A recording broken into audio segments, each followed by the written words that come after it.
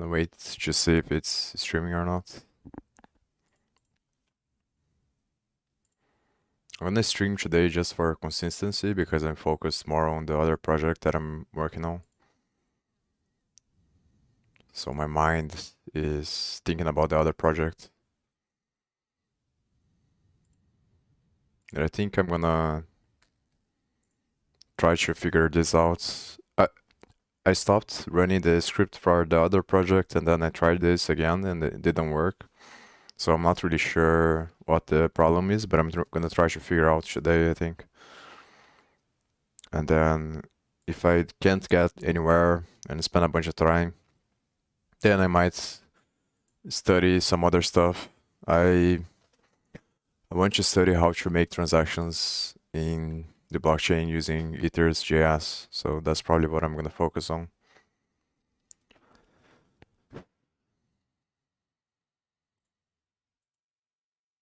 Yeah, that's one thing, and then understanding how the hashing mechanism works. Maybe studying some cryptography algorithms for signing and for zero knowledge proof, maybe. And I think I found some playlists or some mix of music that doesn't get copyrighted. So I'm gonna try it out, but maybe it does. But I'm gonna try to put this. Hopefully it doesn't disable the live or something like that.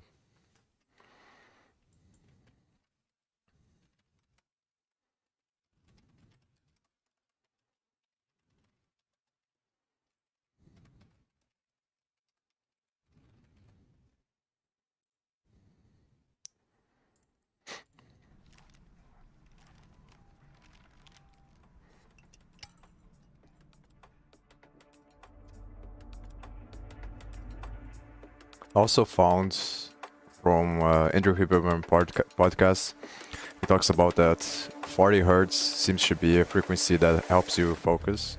So I added some 40 hertz sounds. It's not really music, it's just binaural beats, but it supposedly helps you focus more, according to scientific studies, which obviously can be wrong, but I don't think I lose anything by trying.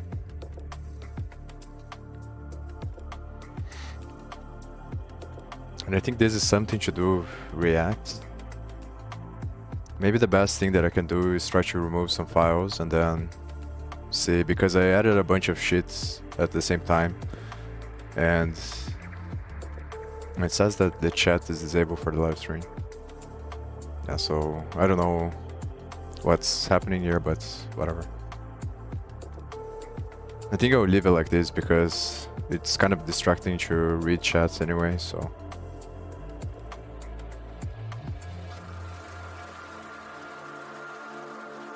And the issue here is that I added too much stuff, I think, at once. And now I don't know which thing is causing, because it was working before. I had all of this stuff, so it's definitely one file that I added, or I think it's probably something that some package, or it's probably something to do with ethers.js that uses C++, but I'm not really sure what it is that is causing this.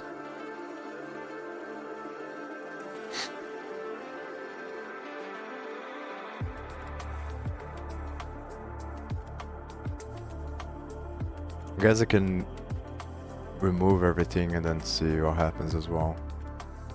My only concern with that is that I don't remember which ones come from the project, from the initialization of the project. But I guess I can copy this. And that's the first thing that I'm gonna try, I think. Oh, and I have the commands for...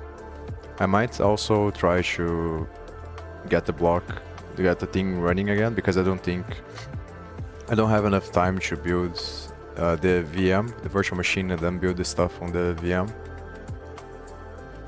My main motivation for wanting to do that is that I had the Windows problem, which I had to reformat everything, and then I'm concerned that this is gonna happen again, then I'm gonna lose everything.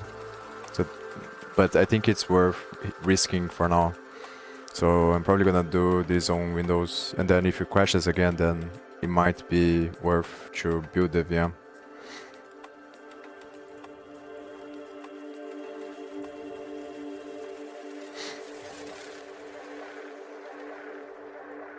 But I'm definitely planning on doing either moving to Linux or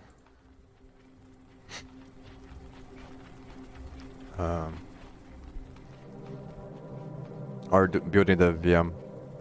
I'll probably move into Linux. I think what I'm gonna do is build a VM and then test different Linux distributions. Or I'm gonna wait for whenever I have enough money to buy another computer. That's the plan that I have, at least. I'm gonna have 2 computers, one for streaming and playing, and the other one for developing or hacking.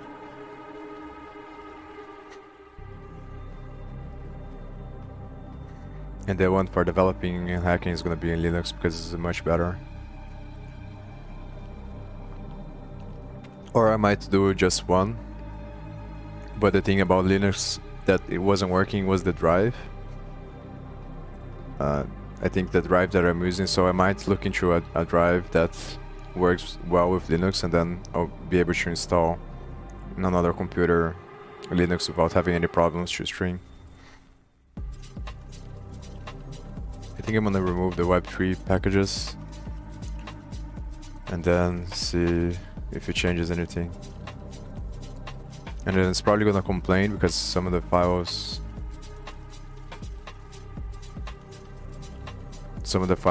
require these packages, then I just comment them out or remove them. Yarns stop.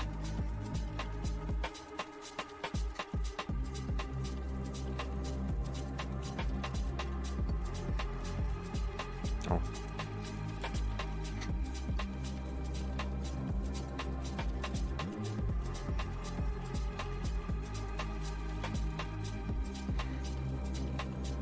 Not sure if this is gonna uninstall the other packages, so I might have to look up the command to clean everything. I think that I remember using a command at some time to remove everything and then install again.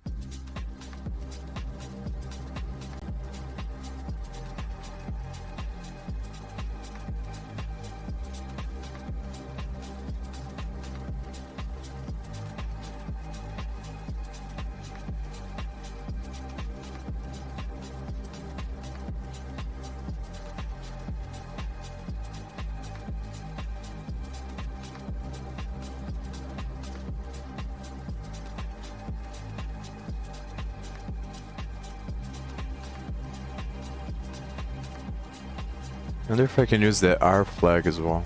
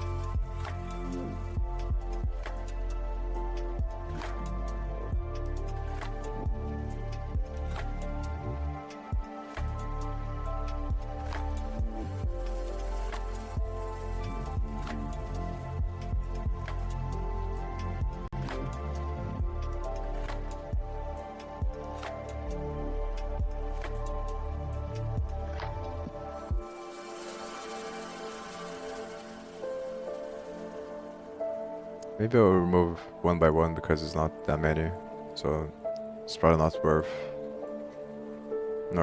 worth my time to. It's easier to just remove one by one and then see if it works. Let me.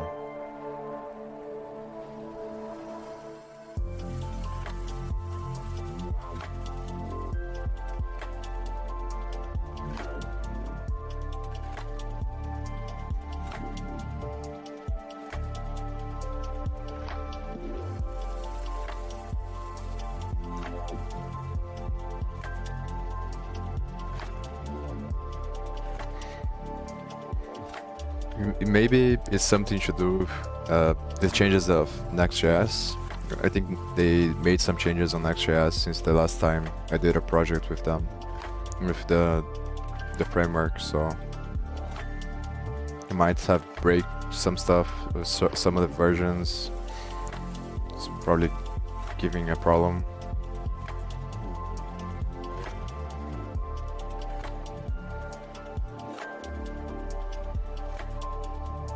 Yeah, this thing here has incorrect peer dependency. I think it's very likely that this is the package that is the zip light wallet here. That's screwing up everything.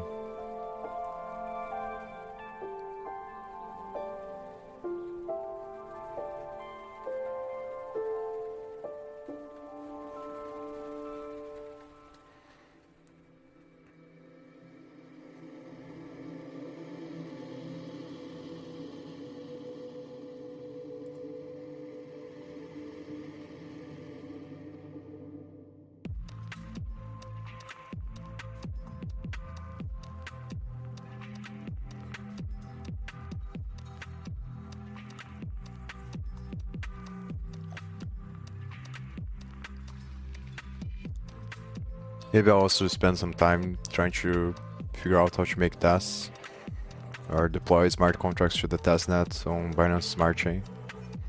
I think that sounds interesting as well and is related to what I'm doing. So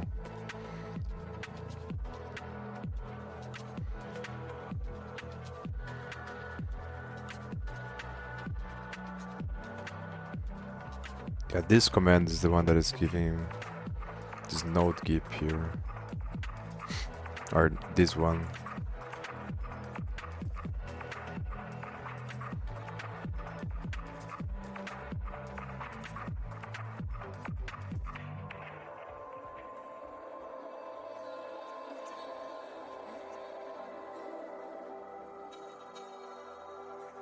I think he's getting the wrong OS.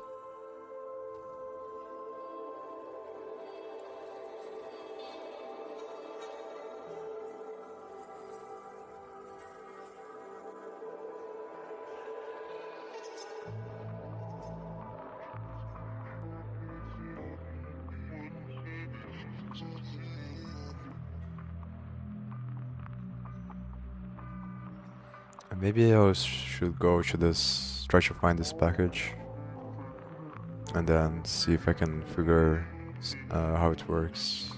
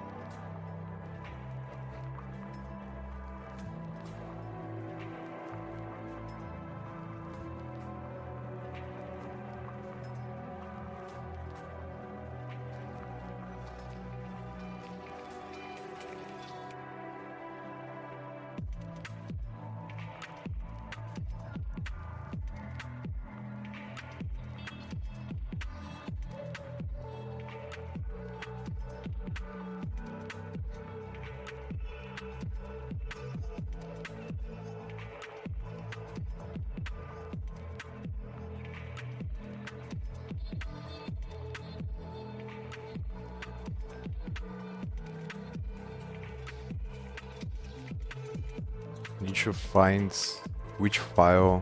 The problem is that the package that is giving me a problem, I think is not installed, which is this Node-Hid here. So I need to find the relationship between this Node-Hid and this Node-Gyp, or whatever you call this, and see where the message comes from, and then figure out how the file is called from the other files through this text trace.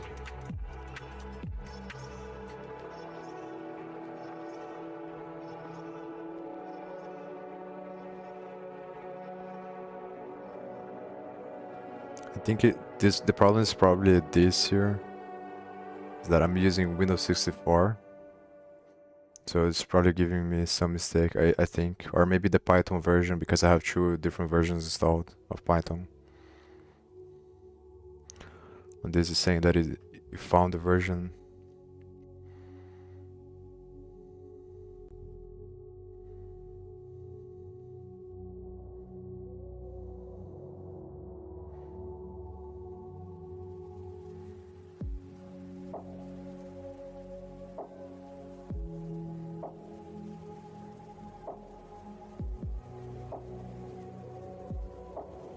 No, the file doesn't exist.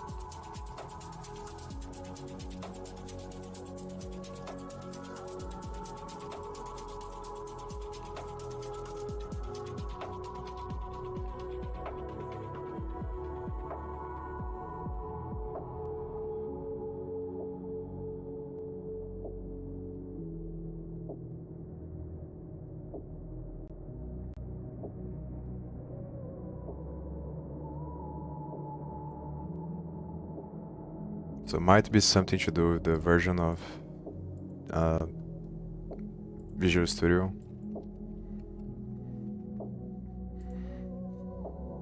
But I'm not really sure if that's the case. It says here 14 doesn't handle exceptions, but I'm not sure if it is related to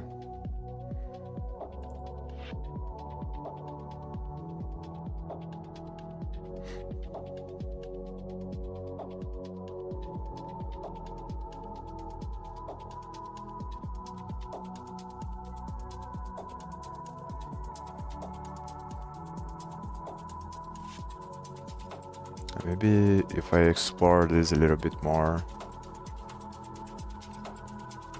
I'm not really sure if that's the problem I had, but I remember having a problem sometime with some package like this.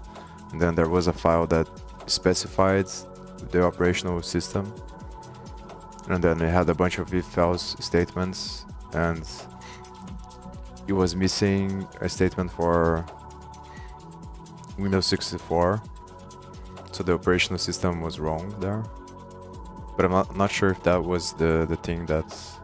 And then I added the new operational system, or I changed the if statement and it started working. But I don't remember if this was the package or not.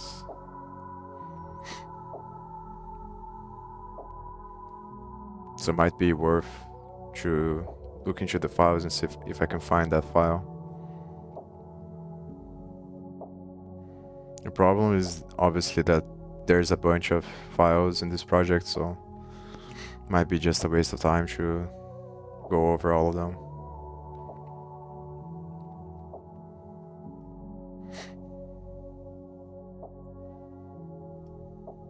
The things that I'm thinking it can be is either the operational system that the thing doesn't understand, or thinks I'm using another operational system and then it doesn't work, or is the version of Visual Studio, or is this MSBuild.exe, which comes from Visual Studio as well, which can be related to the version. But I don't think that it is the version. I think it's something to do with what the package expects the operational system to have, I think. It's something to do with the way that the Gyp is communicating with the operational system, I think. And it is somehow related to Visual Studio as well, I think.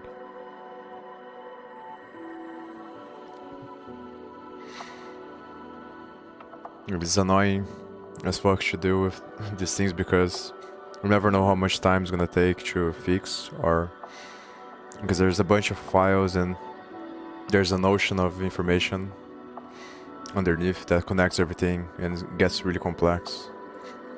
And I guess it's a great opportunity. I think a good way to reframe it is that it's a great opportunity for learning, because from my experience that's the times that I learn the most. And these things go wrong, and then you have to look into a bunch of different stuff and then start understanding more how everything is connected. So in a way it's kind of a good thing. So maybe it's in this file here. But the only concern I have obviously is that I don't know how long it's gonna take, so it might be worth, because that's the most challenging part, at least from my experience so far, is doing this calculation of how long something is gonna work, because there's always multiple ways to doing the same thing, and that's the challenge, because you never know from the beginning how long it's gonna take, and then it might be more efficient. You would be more efficient maybe if you chose a different path, and instead of dealing with the other path. But yeah, because there's always so much stuff to learn and you don't have a lot of time to learn, so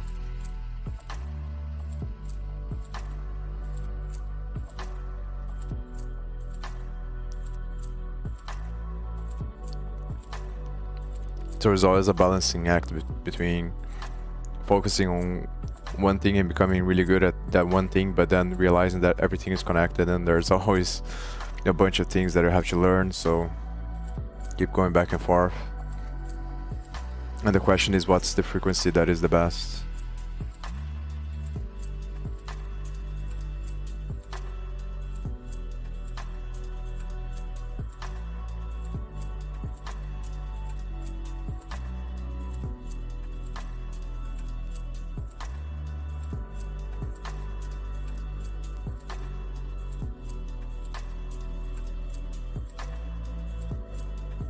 The other challenge with this is also thinking about things to search as well, because these things are often hard to find. It's probably because I don't know the right keywords or what to look for.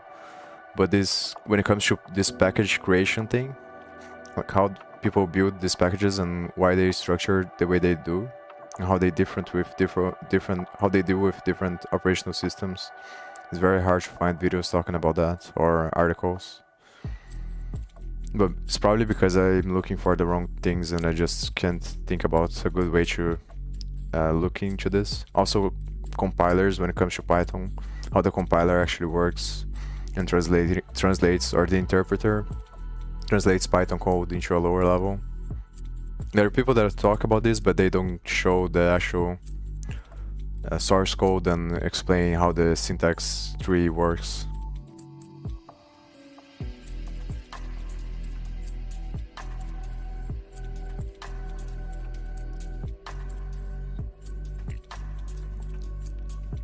And that's why I wanted to do the script visualization thing so much, because I think it would be a lot easier if you could just, instead of receiving these messages, if you could just visualize how everything is connected. And then as you step through the code, you see the flow of the files of where the program is going. But the downside with that is that it takes too much time, so I don't have the time right now to do that. And it's very difficult. And it's probably the reason why people haven't done it as well, because once you learn how to code or learn everything, then you don't want to take the time to build the tool for other people to learn it. Because there's always a bunch of other things to do.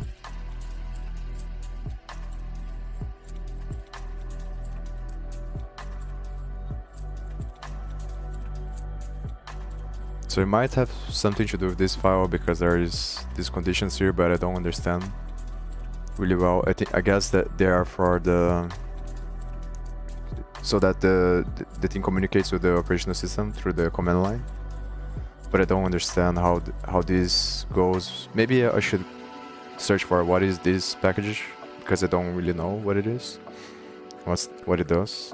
So maybe it's better to have an idea of what's the point of having this package and what it's doing exactly. So then as I go through the files, I have an idea of what to look for.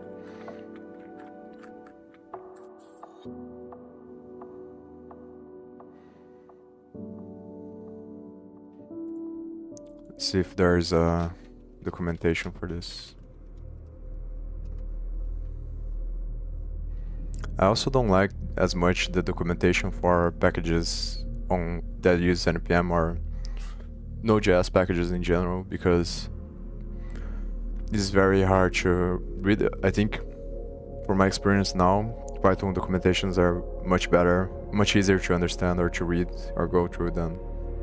But that maybe is a bias because of I spend more time thinking or coding in Python and looking up things in Python. So.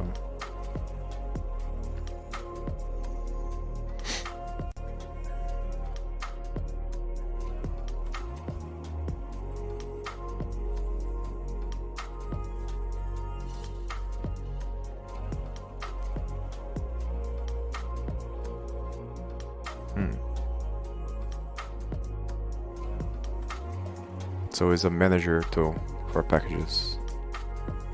So it might be something to do with a package that is related to Node-Gyp.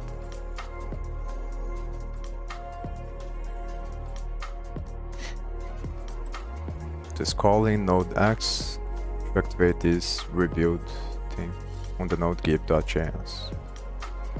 Git binary, yes.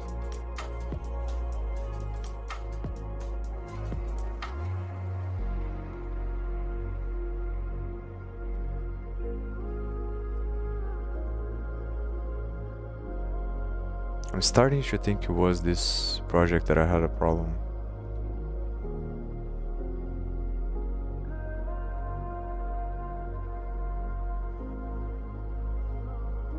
Maybe I'll close all the other files. Oh, the other thing that I did off stream is I found the video that I was looking for to set up this guy here is really good.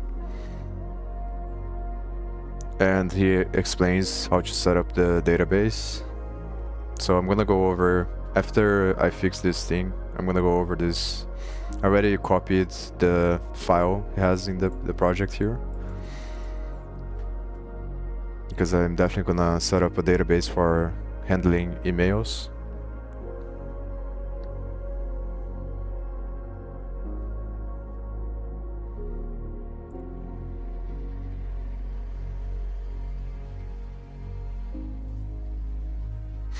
But maybe it's worth, the problems like this is worth spending a lot of time, because it seems like this package is an essential component of Node.js.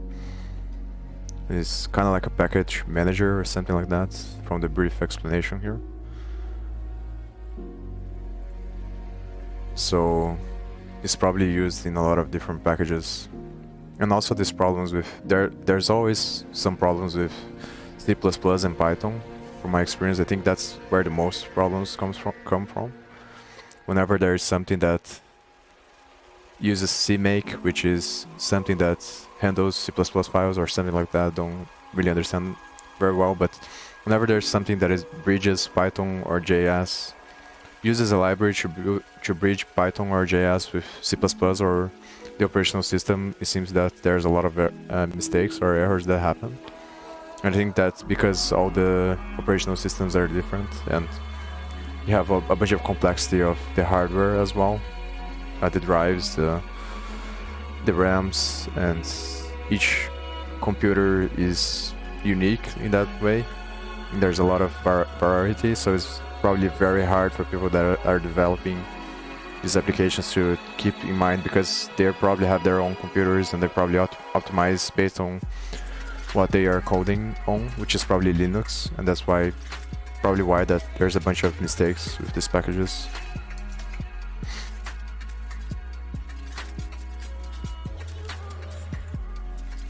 Well, maybe it's because it's using Python 3.10, 3.11. That could be the problem.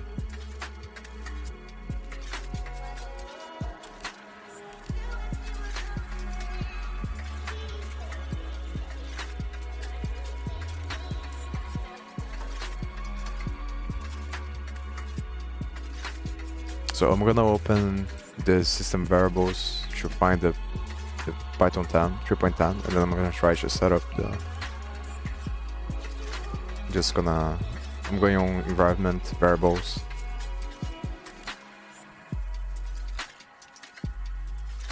Because it might be the problem that is activating or calling the Python 3.11 automatically, and it requires Python 3.10 because I have both of them installed.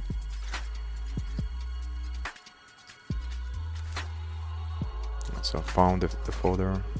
Now let me see if I closed the. Yeah, I did. So it looks like these are the ones that is both these and the other one. I think this one is the one that has the Python executable, so that's the one that I have to set there. Oh, there's also Gyp here for the script. So maybe it's this one. As path. I think I'm gonna try this one because it says path to executable.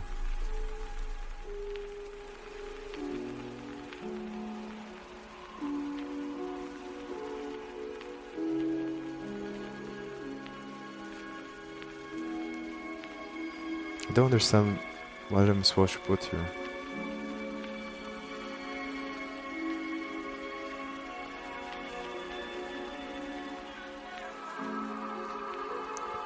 It's called by way of npm. When you have multiple versions of Python installed, then you can set npm's Python config key to the appropriate value.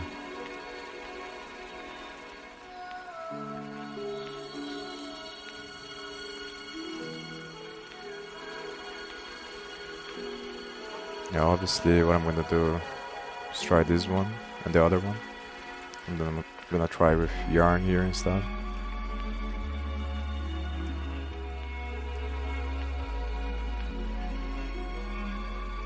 I should start trying to remember the shortcuts that are learned for this.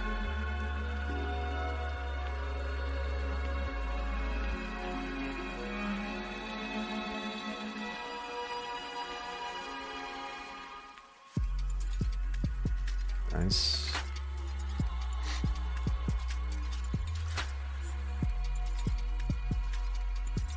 I'm gonna try to do this without any command there.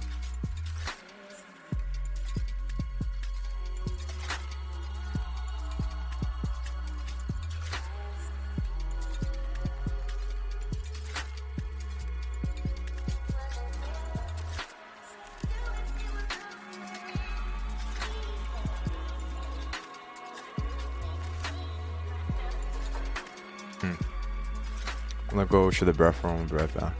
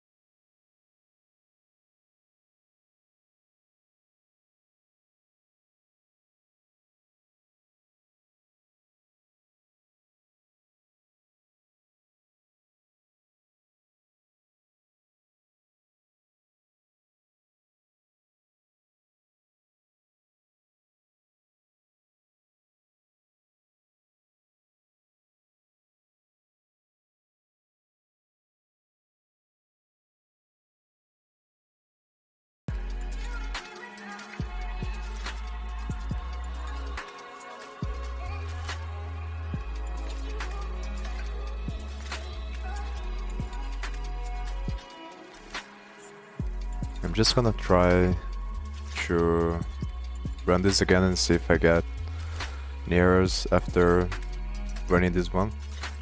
I'm gonna continue. I think I'm gonna continue to study this.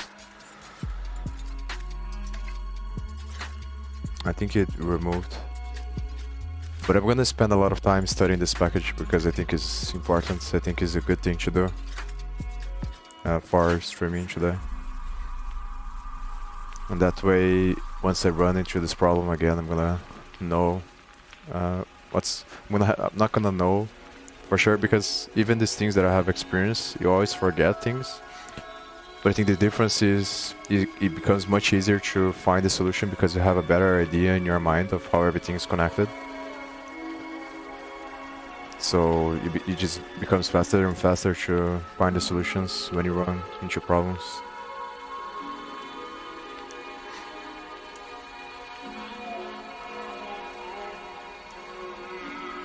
Oh, the other thing that I have to get better, that I also realize, is that there's usually a lot of anxiety in running things, and that comes from the way that your brain works, because your brain is always trying to save energy and minimize risk. So what happens is it finds subtle ways to trick your mind into believing or into delaying actions that are gonna make you think. And in programming, this is finding bugs. And that's the reason why there's always anxiety when you're gonna run a script or do something, because your subconscious know that if you run into a problem, it might take a long time and a lot of energy thinking about the problem, and you don't want to spend time actively thinking about something because that spends energy. So what it does is find these ways of rationalizing or doing. So in my case, the way that I do this is by delaying running the program, because I don't wanna face the problem or face the error, because then I know I'm gonna spend a bunch of time trying to solve it. But if I just spend a bunch of time thinking about it or just doing things in a different way, then I can delay the point where I'm gonna have to think about what actually I need to do. So that's something I have to improve at as well, and I think that a lot of people probably deal with that as well. It's just human nature.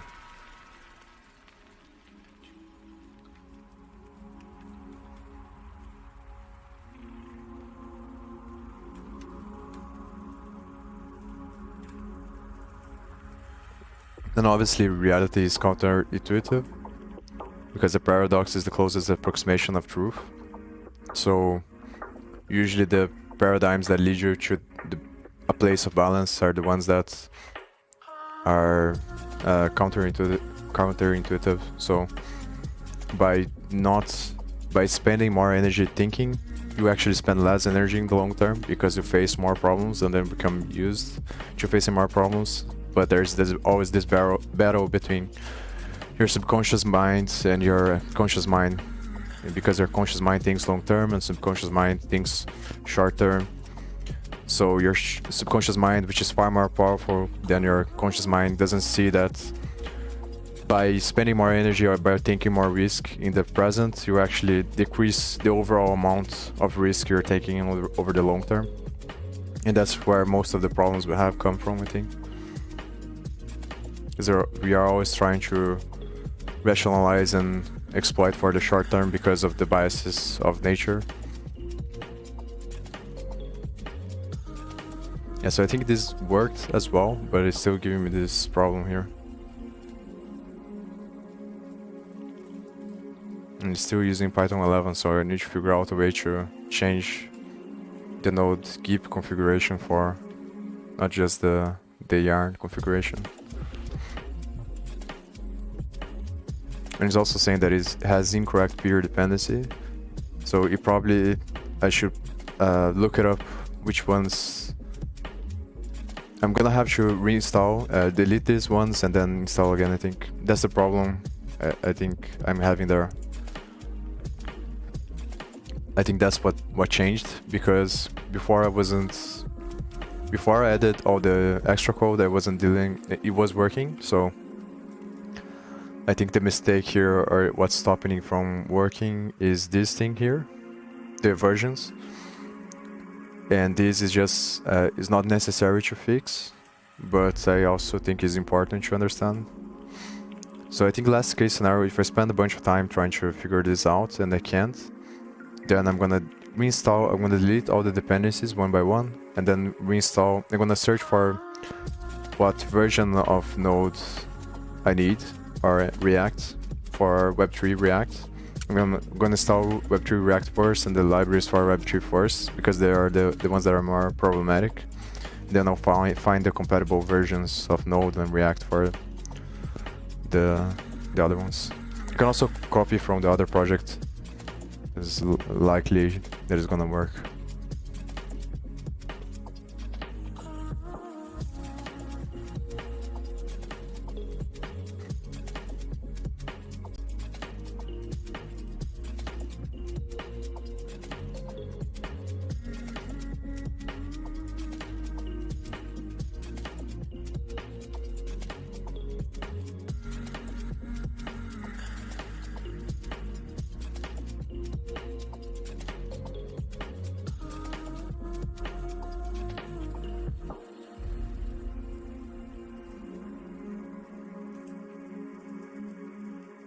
The challenge with this is that I don't have access to this file here. Maybe I do, but not in the project. Because even though it's saying this path here, but I couldn't. I remember looking for this and I couldn't find it on the node modules, and I don't think that the file is on the node modules, so I can't really look at the exact files that are showing this mistake here.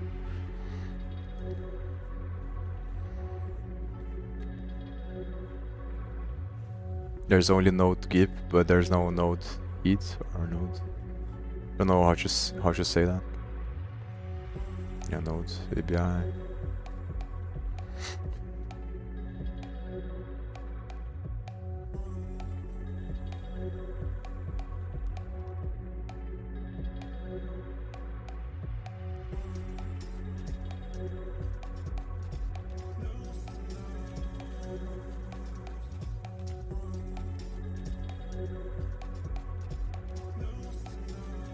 It's saying that the MSBuild is failing as well. Maybe I should write this down so I have here what could likely be wrong.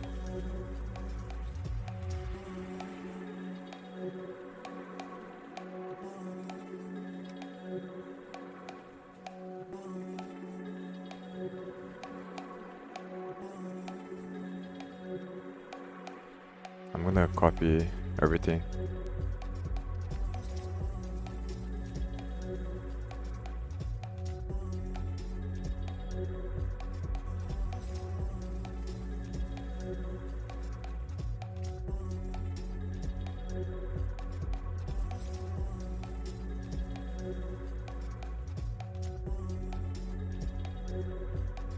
Oh, build.js. Lib build.js.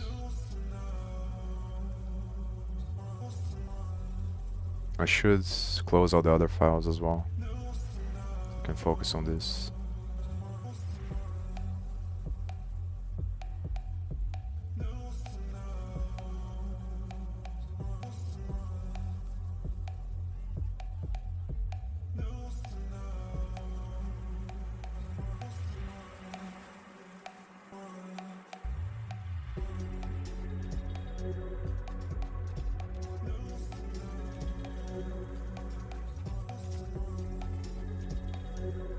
I think it is this project. A very strong feeling. Yeah, here.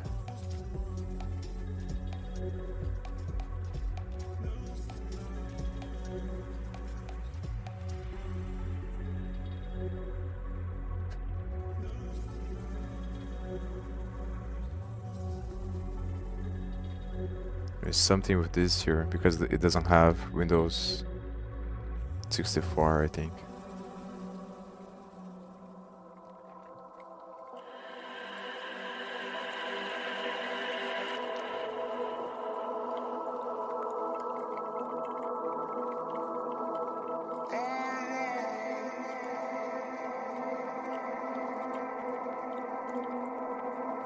But the project that I remember fixing, it wasn't like this. It was another type of if-else statements. So maybe there is another file that I have to look, or I'm confusing the projects that I had the problem with.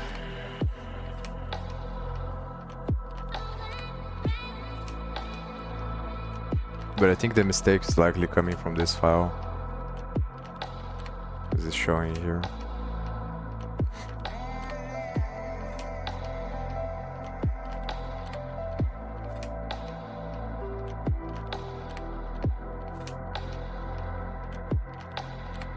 There's also this one.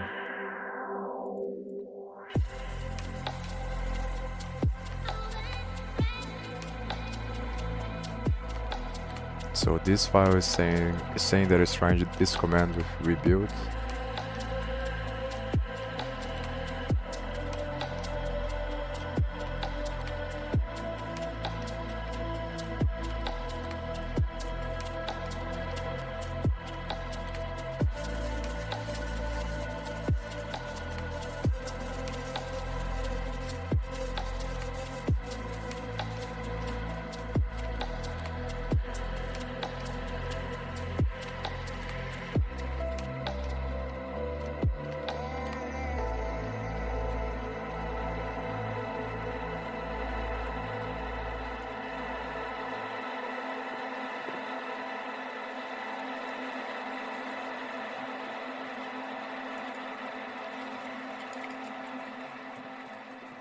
Yeah, the thing is, I don't know if it comes from this stack errors here, or it comes from something before, because these errors are shown after.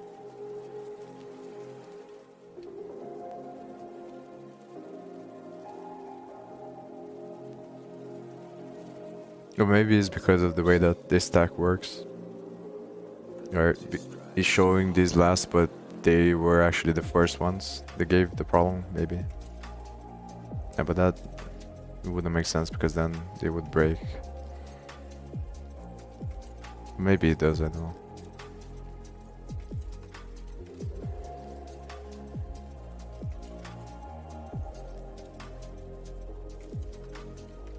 Yeah, because here it's not saying any errors, that's the thing. So I think these are just messages of what it's doing, the logs of what it did, and then the errors are these ones. I think that's what's happening. So it spawns Python, so it's probably not the Python version,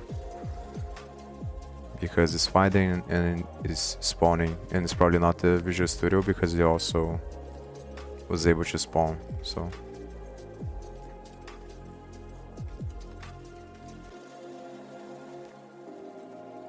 It's saying building one at a time, and then it breaks here, I think.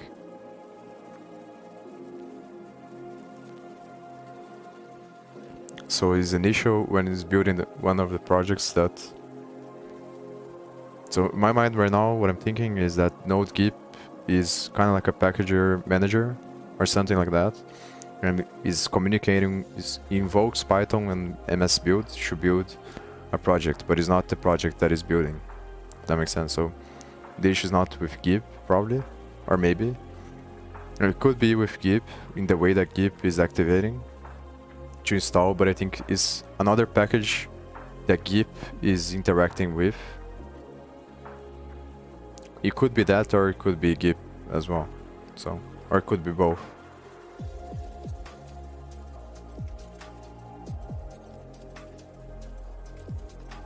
And it's saying that the MS build is failing as well.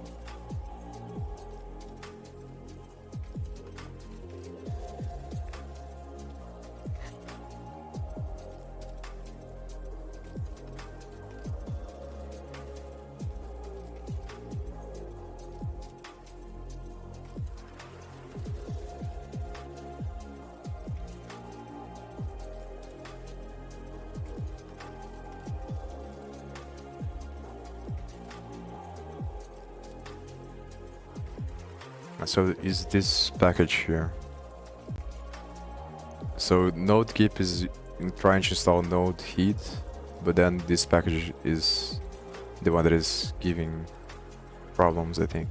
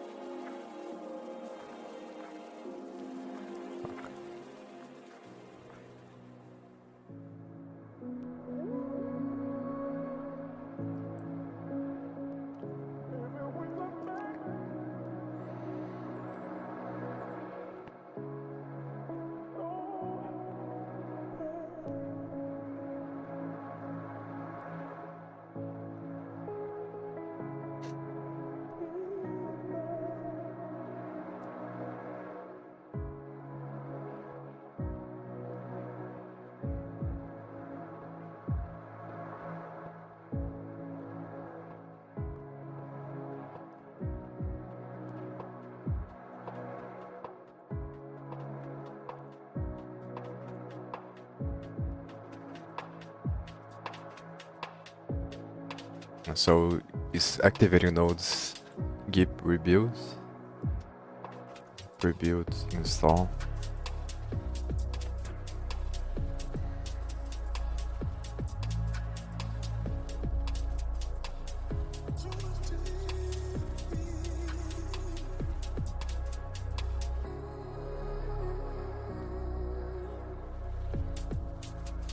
But the issue is I don't know where this pre-build comes from. Maybe it comes from Gyp. It's saying that I suspect there is something to do with this thing here. because it's saying platform Windows 32. It's saying no pre-built binary is found.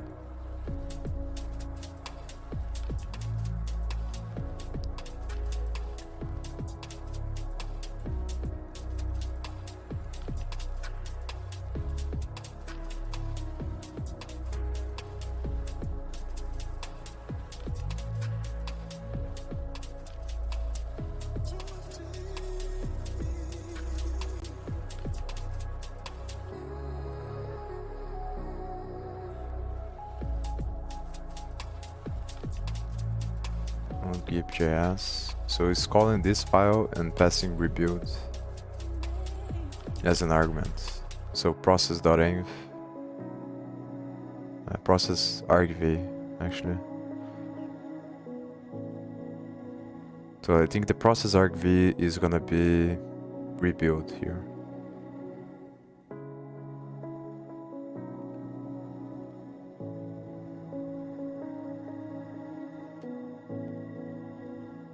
But I think it's actually passing this one because I don't have the configurations.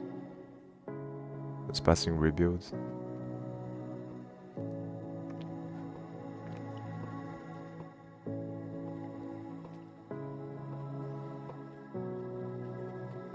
I think it's failing on the first command.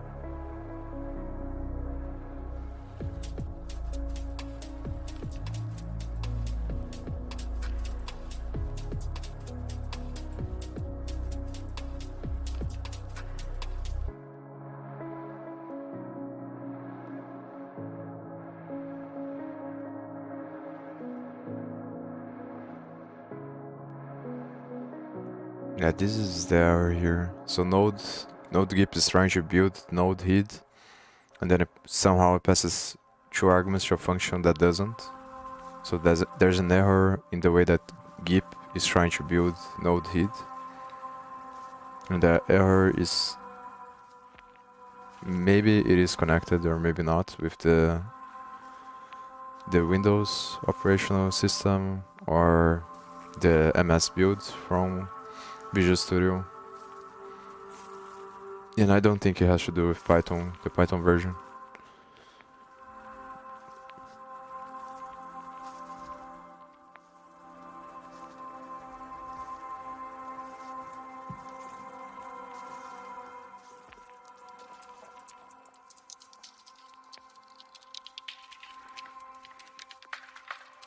And it's failing on the MSBuild.exe.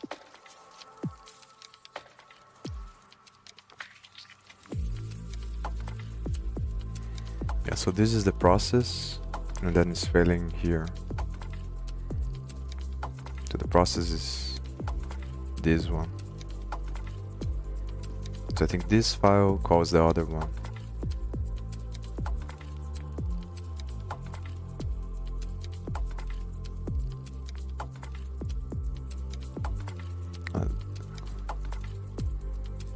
Yeah, what was the commands? I think it was pre-build install. To look for the process.argv.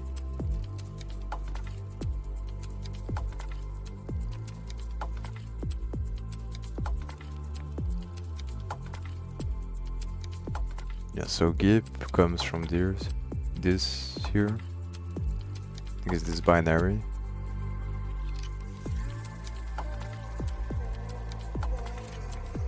Or it's the whole project, probably. It's not specifying any files. But this folder here.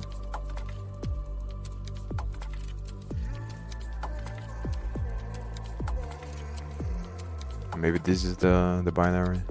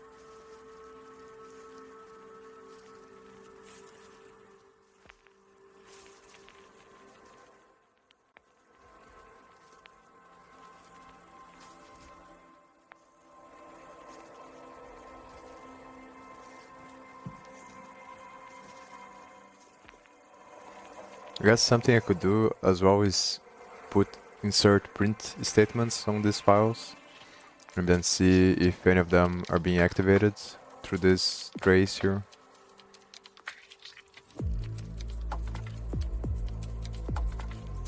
Yeah, it's not throwing any error like this, so I guess this is for the version.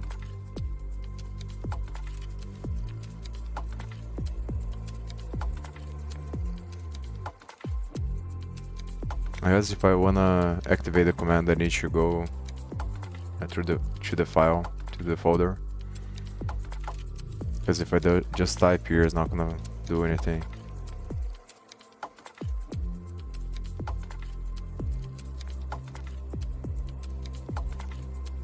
Yeah.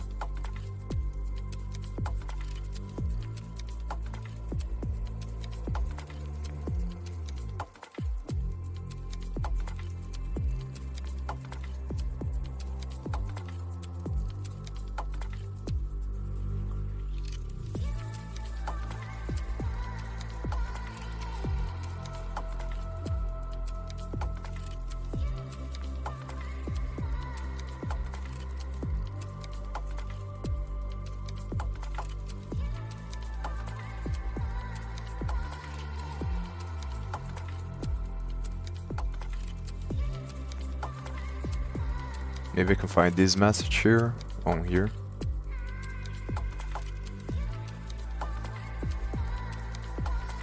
I think these are the ones in the beginning there.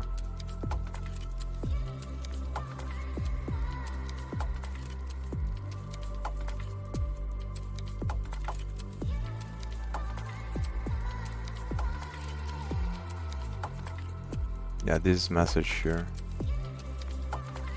It's log. Okay, so the first one is probably from this log here. This first Gyp info. Yeah, these are the messages. So starts here. The mystery of life isn't a problem to solve, So I'm gonna... but a reality to experience.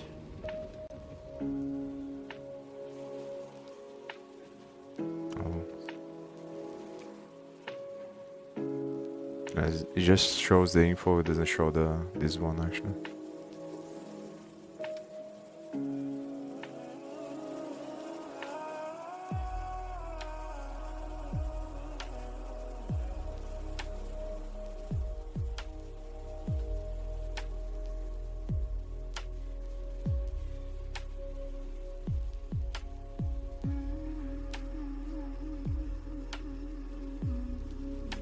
Prog is this Gyp thing here. The problem is if it is this file, then I can't look into it because it's binary. So I don't think I can look into this. Just this one.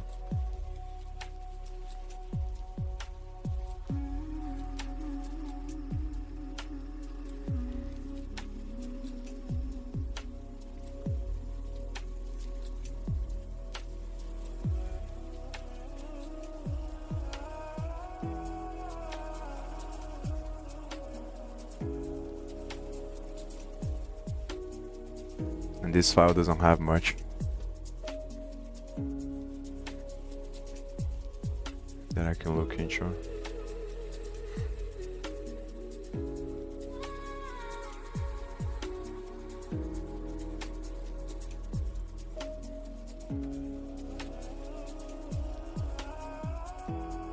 Yeah, so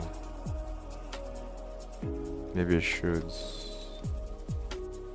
have more space here.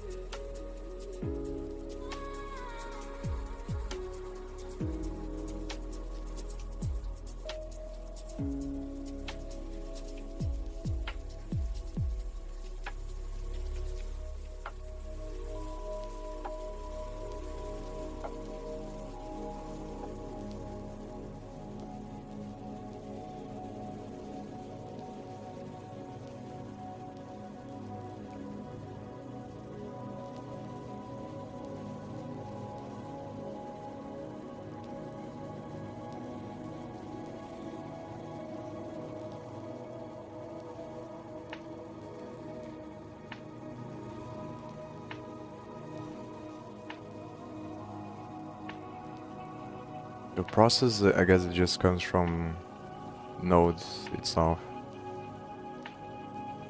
It's interesting that it's giving Windows 32. Let me see if I... Because I'm pretty sure it is Windows 64, my computer.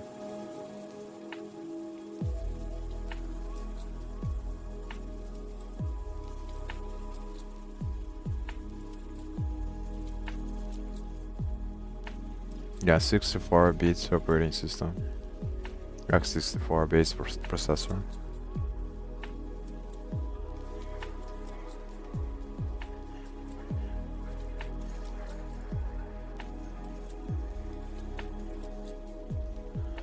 So this one is correct, but this one isn't. Maybe it's because the way that I installed Node.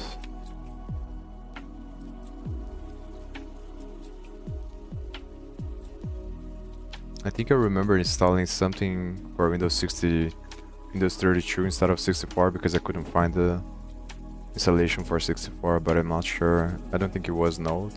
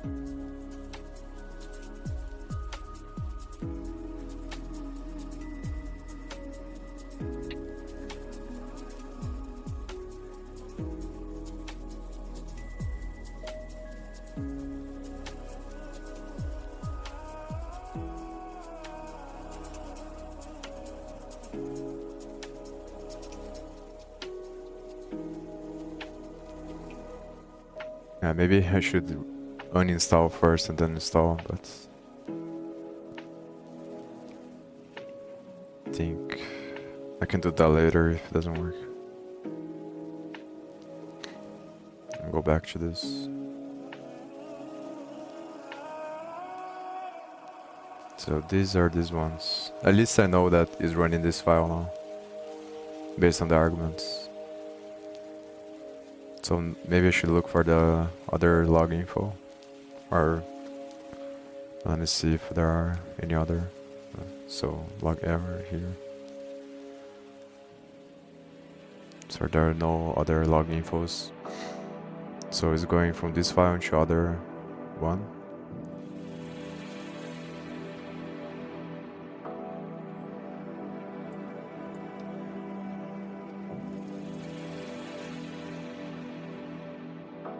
Oh, this here.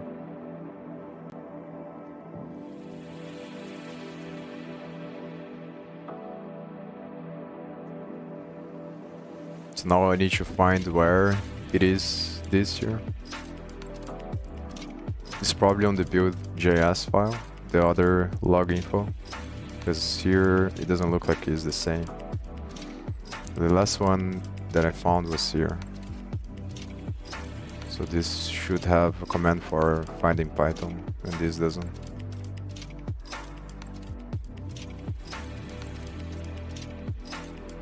So how does it go from this file into the other one? That's the question. It doesn't hit this.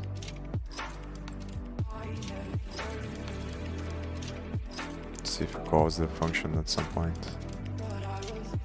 It's probably on these event listeners here, because it doesn't make sense to call the function if it's not callable. So it's just the function declaration. Maybe I can show things here. I think I'll go to the bathroom.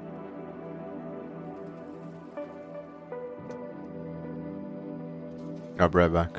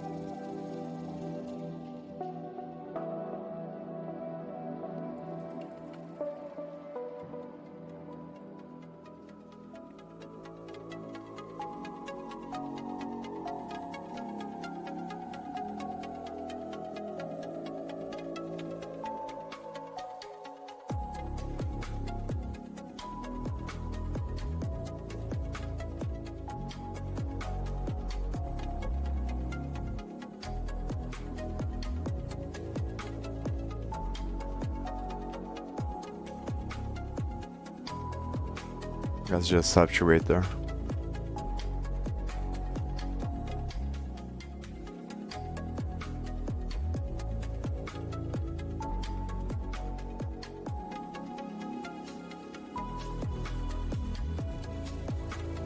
I don't know how this works exactly.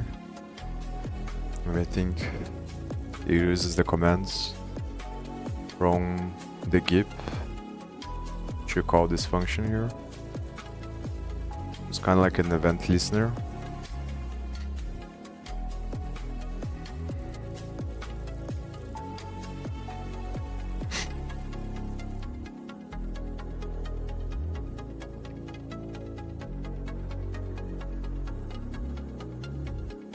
And it's probably not going through this because it's not showing this message.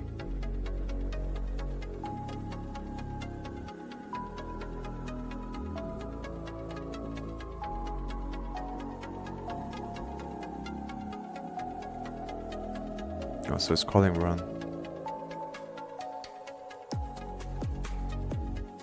Run.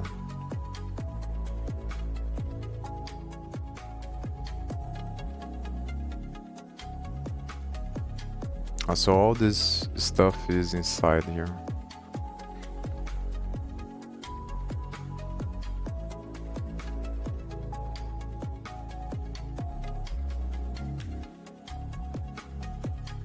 To do is probably a class that has the shift function.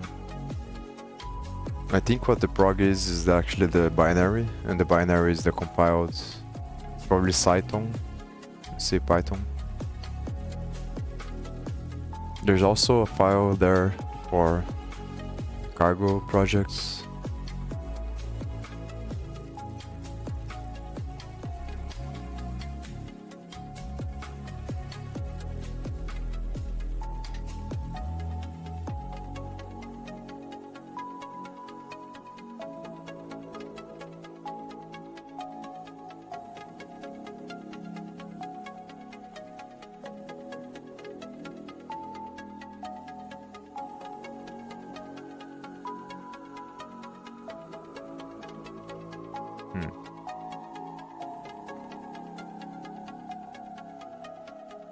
So maybe it is the Python version. But the thing is that it doesn't break when it's calling Python, so...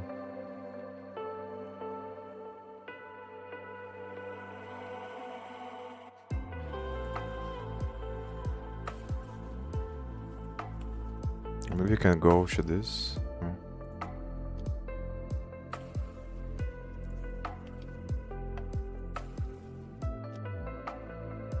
So there is a function here.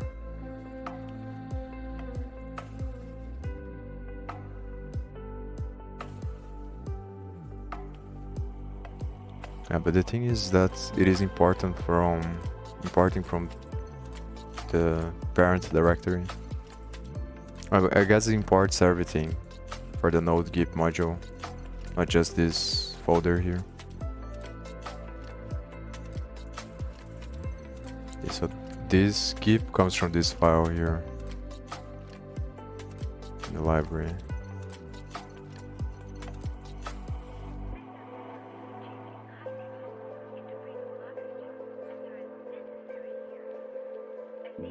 And this is the list of commands.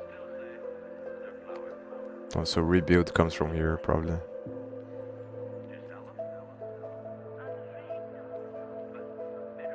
It's probably activating the rebuild command from that file.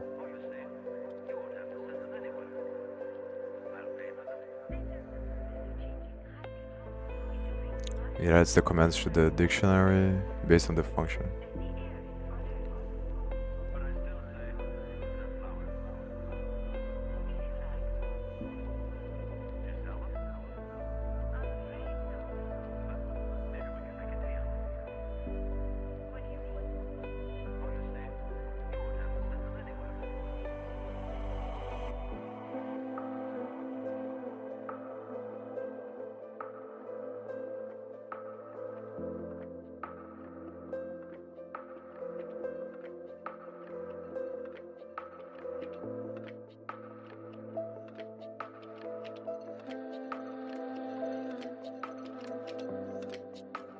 Oh, so it's either running prebuild install Node-Gyp rebuild, and it runs Node-Gyp rebuild because there's no prebuild install. Now I understand.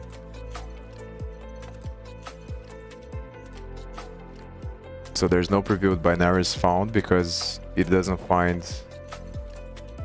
It's looking for the wrong operational system, I think, for the wrong platform. Maybe. But I don't know where this comes from. I don't know if it comes from Node-Gyp rebuild or from Node-Gyp or from some other project that I was installing.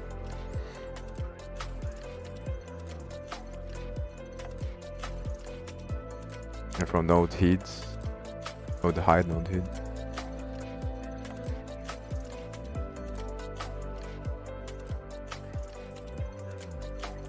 It has to come from Node-Gyp, I think. Yeah. So it tries to run this command, but it doesn't find the files. But... and it comes from this here, probably. So probably this dir here, directory. Or it's down there. So probably here.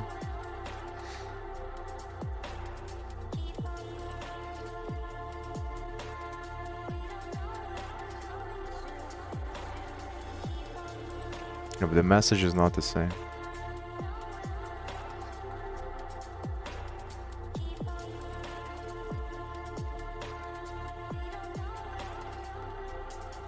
I wonder if we can find this. This is gonna be the same. Jeez, here.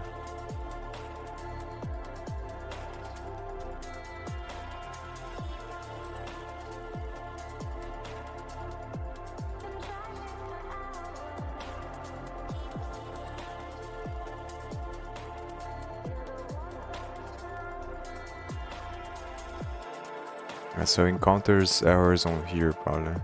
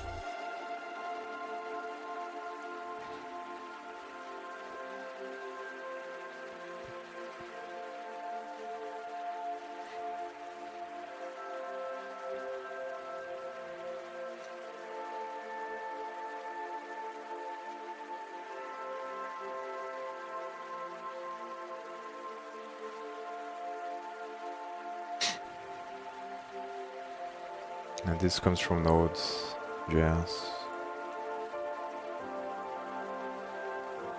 I think I understand what it's doing.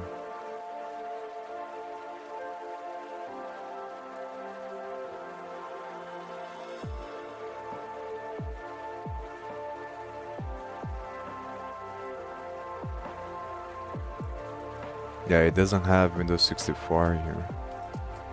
Interesting.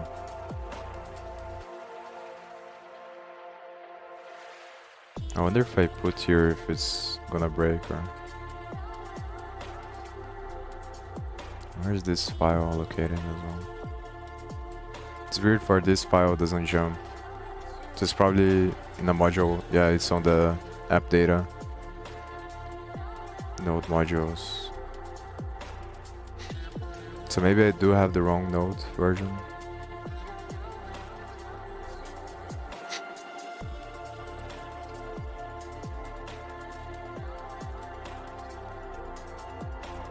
I think I'm gonna put here just see. In the worst case scenario, I delete it later. Or reinstall nodes.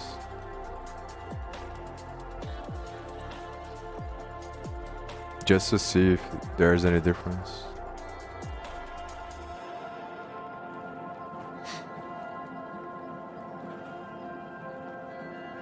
The difference between 32 bits and 64 I think is on the memory. 64 has 64 bits of memory and 32 for each slot, so the way that it organizes the data is different, I think. But I'm not sure if it is gonna change anything here, because this is probably used for something else, and then there's probably a lot of complex logic that I don't understand really well after that, so might break everything.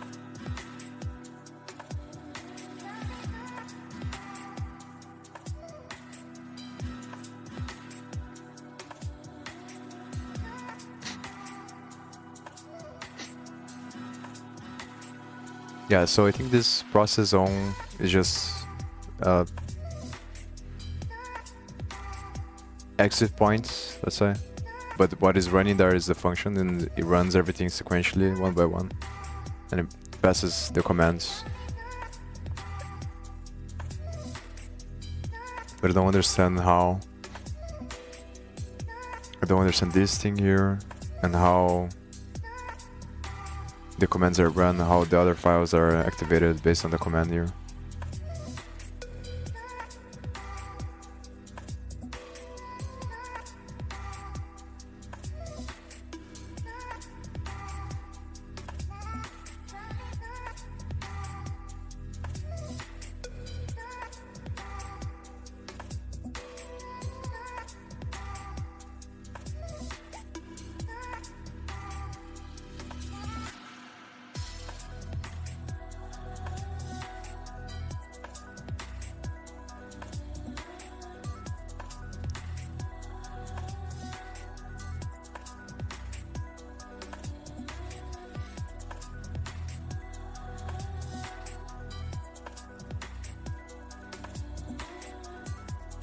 Now the clearly is coming from here, I think. So this is the file that is running the commands that are breaking things. Just have to see how to go from this file to the file that is giving the problem, and then see if I can fix it.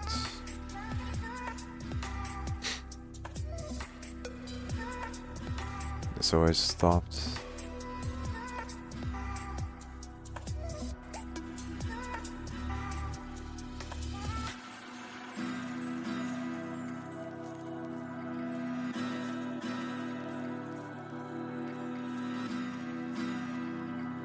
Yeah, platform means to reach.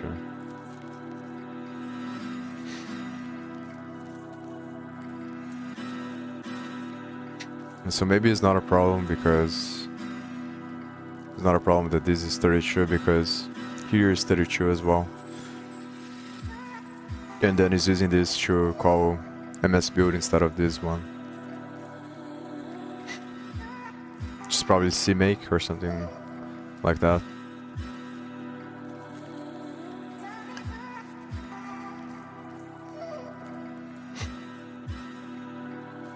Or gmake. So it's either make or gmake.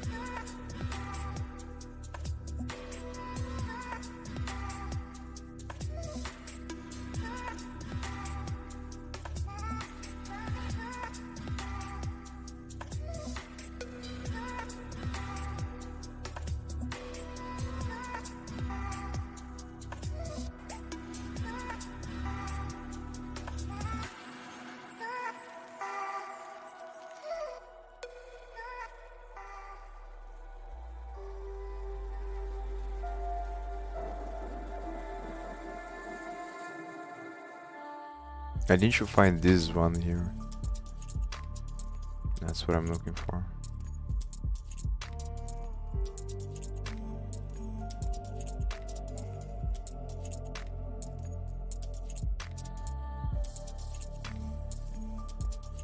I don't remember really well how this file calls this one.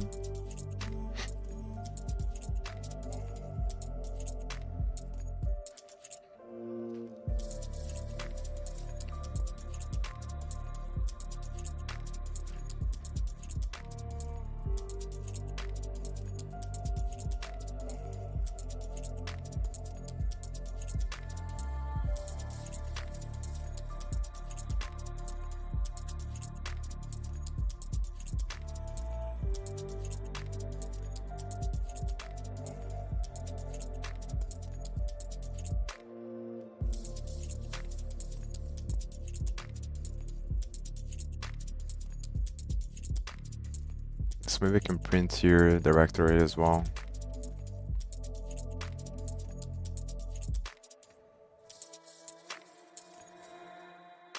The problem is I don't want to run the thing and then lose an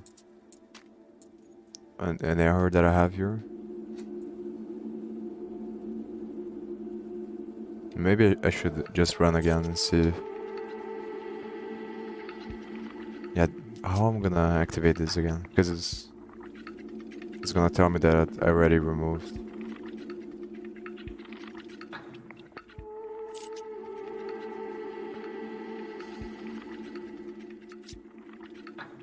So maybe I get the path and then I try to run the path. Try to run this file here. Let's see if this works.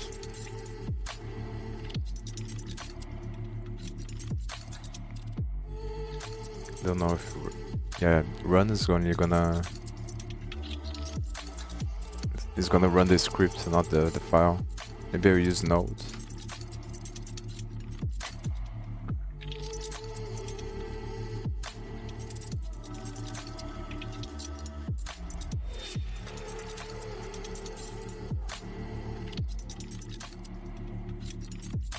Interesting.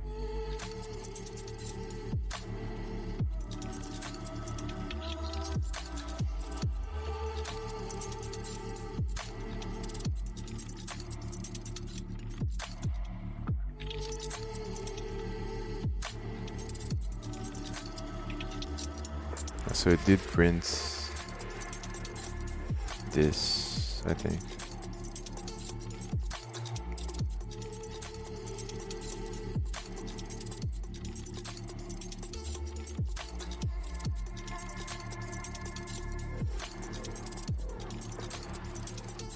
Yeah, so the directory is probably this thing here. But maybe not, because it's also printing the version, and I didn't print the version.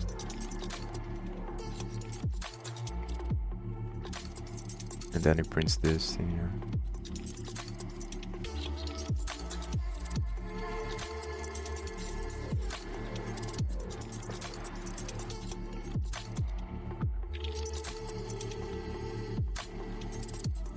Let me try to do the rebuild, see what happens. Ah, interesting. Oh, I'm using prints.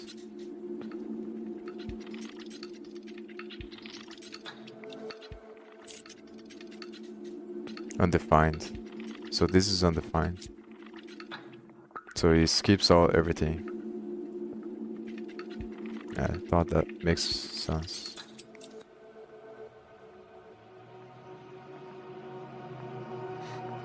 Yeah, so it still calls find Python. Maybe I should do the same thing and then print command here. Also, I remember what I was looking for, which is the shift command.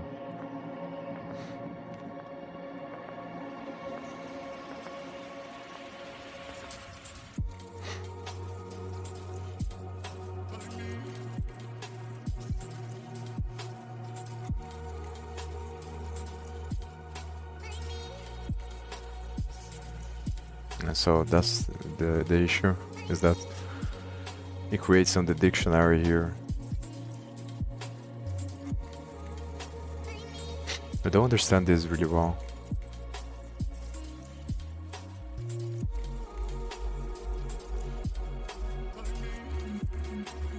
You know, it's making the dictionary with the commands equal to the function, so the shift is gonna be a function for one of the commands, which is probably this should do here. Where is it? Here. So there's inside of the dictionary of commands, there's probably a should do that links to the function shift, but I don't understand how this, like where, in what point of the code you put that on the dictionary. So it was able to call here. That's the part that I'm confused about. Because it doesn't look like there's anything that... Oh, maybe this thing here.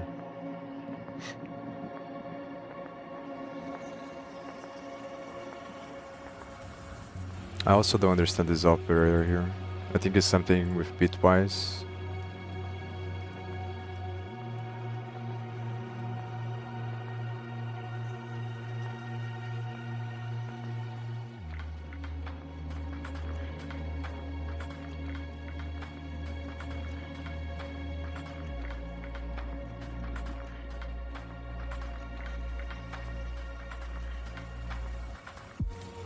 Yeah, not bitwise. So it's a not bitwise. Math.var. So it rounds the thing to the lowest number. Interesting. I think it's the first time that I saw this. So guess the index of this or this and rounds to the lowest number. Yeah, but it doesn't show this here. Oh, maybe it does actually. So this is the message probably. It works. I remember seeing this somewhere.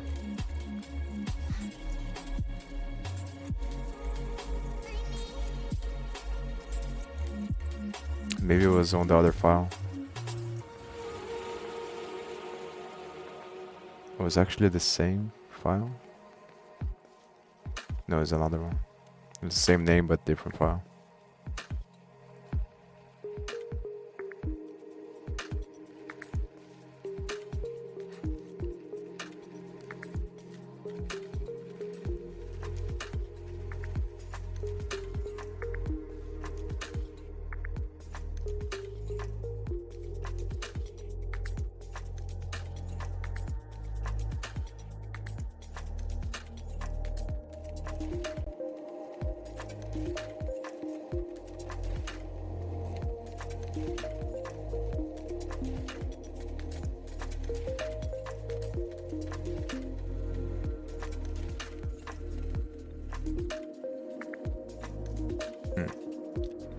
I think it's definitely using this one because of the messages at some point there.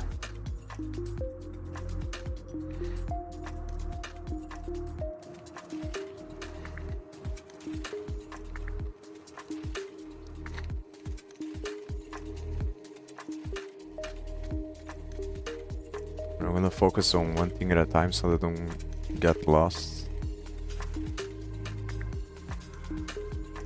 So I'm definitely sure that I saw this somewhere. Yeah, here. Oh, so this is after. So the should do is not equal to 0. But how does it create this? That's what I don't understand.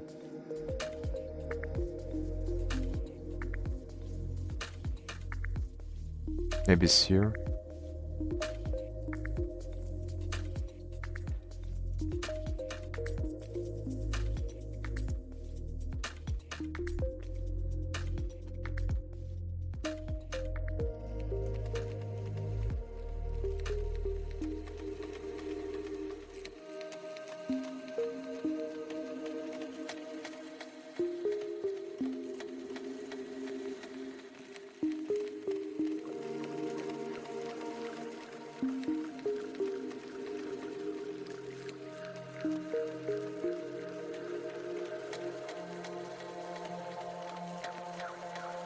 Yeah, definitely what I'm gonna do is put a bunch of print statements here so I understand where are these things coming from, but...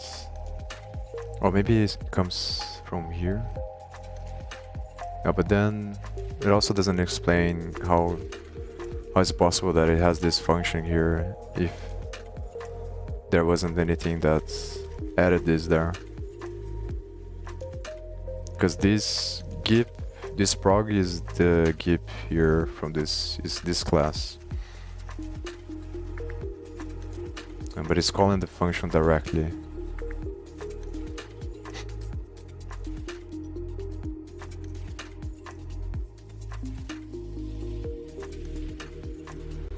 So it's not calling the command.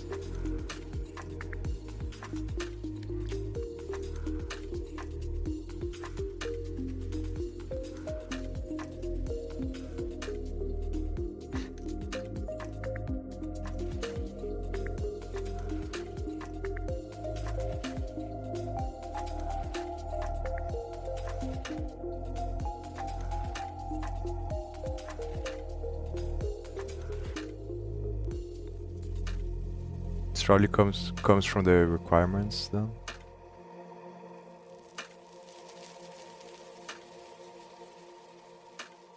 Require util. I hate when it does that.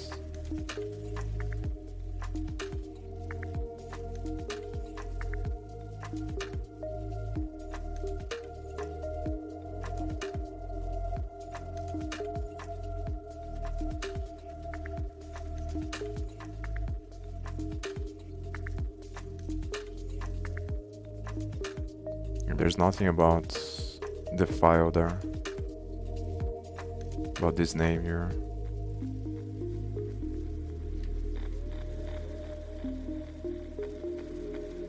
It comes from this thing.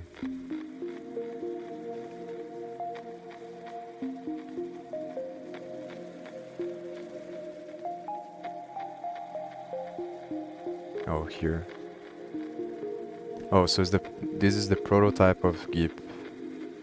I think I'm gonna look into prototype as well, because it's been a long time since I don't study this stuff. I think I forgot everything. But I know it is something to do, because JavaScript doesn't have classes, so there's a different system. And I think it's with prototypes, but I don't remember really well what are the differences.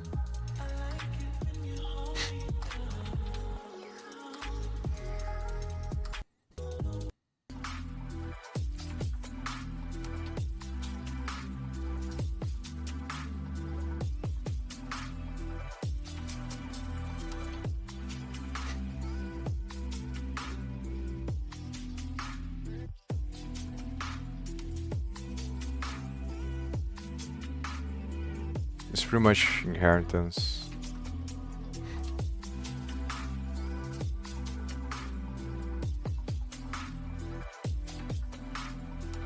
Okay, so let me go back to this.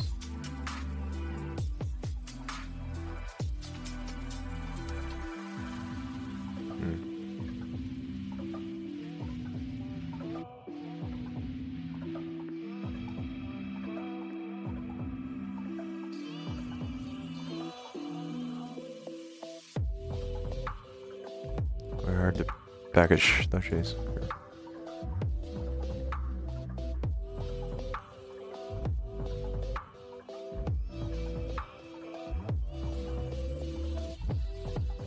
So I think what this is doing is just adding this stuff to the class here, which is Gyp.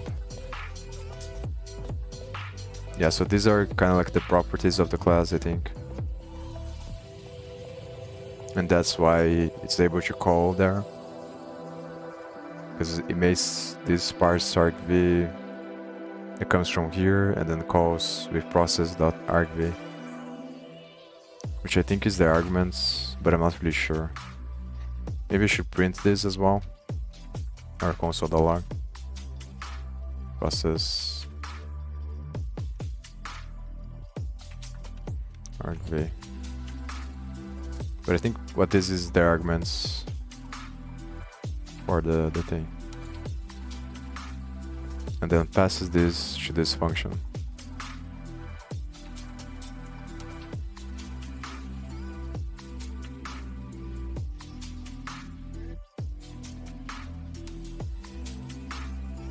Oh, and then here it creates the to-do, which is a list. So it's probably a list of commands to follow. So the first thing that it does, it creates a list and then passes the arguments to the list.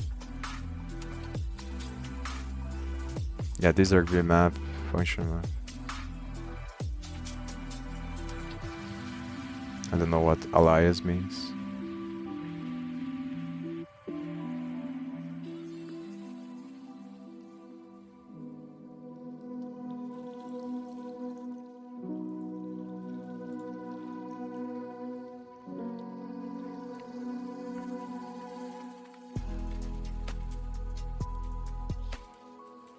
And then adds the commands.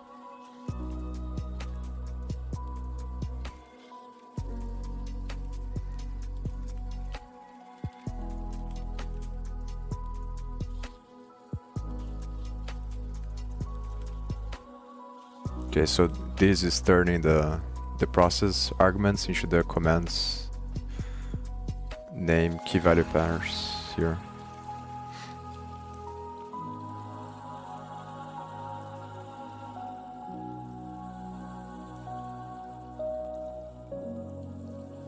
It's pushing in the to-do the name. So this is in a list that contains an object of names and arguments.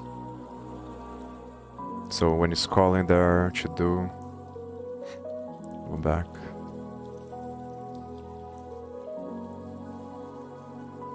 I also don't wanna be careful to not put a bunch of print statements and then forget the stuff that I added.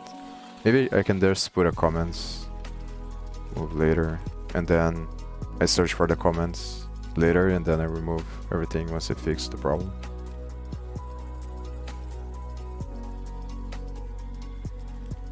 Because I'm also keeping in mind the thing that I just talked about earlier, of how your mind makes you think about things or delay things so you don't have to face the problems.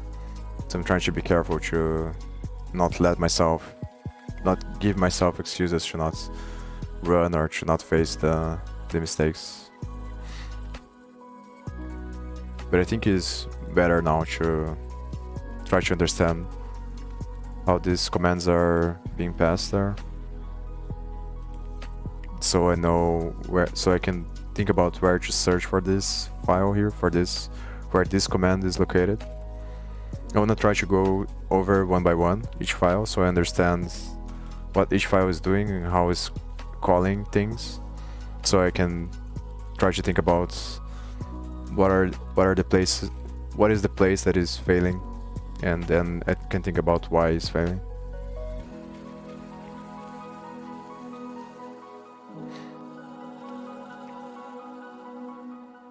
The message here is very similar to the other one. It also activates Python and then MSBuild probably.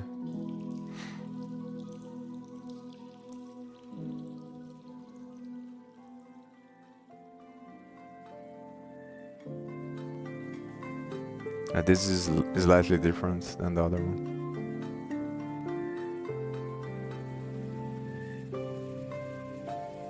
This is rebuild the commands, and the other one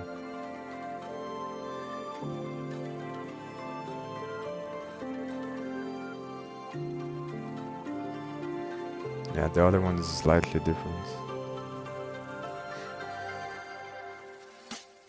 Now, what I can test as well is to pass this command.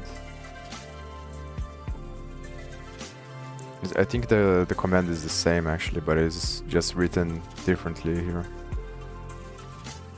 But then it's weird because I'm getting a different error, so maybe it's not the same.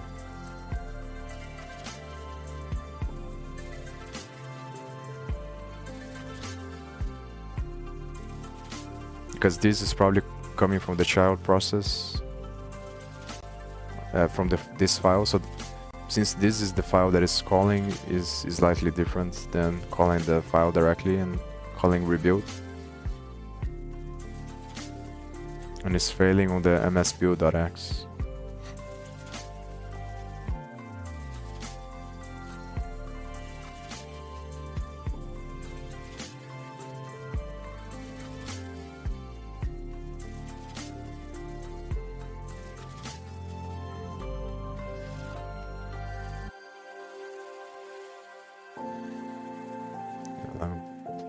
Think about the other thing first.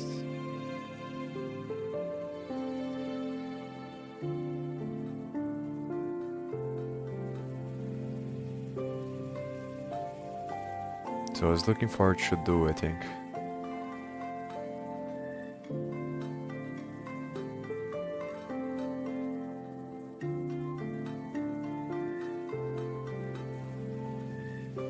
I was thinking about how is it possible that it has, but maybe it wasn't in this file, it was in the other one. Okay, so process.argv, and then there was something we should do that I didn't understand as well.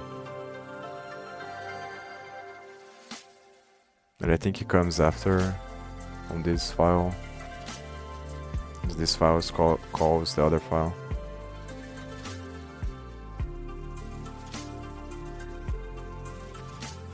Yeah, then this is undefined and I removed there, so it goes directly through here. Oh, this one should do shift. Yeah, so once it runs that, it makes the prototype and adds this parse argv, and then it calls that with the process.argv. I'm gonna search for what is process.argv as well.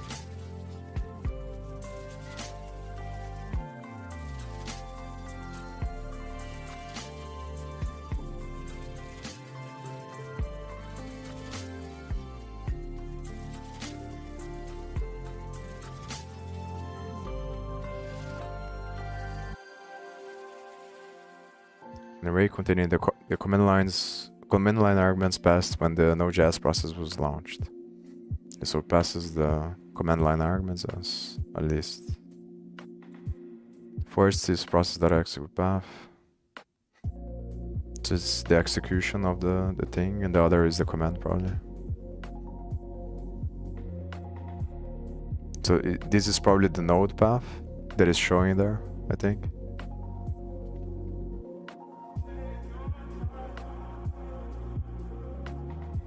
Maybe at the end there.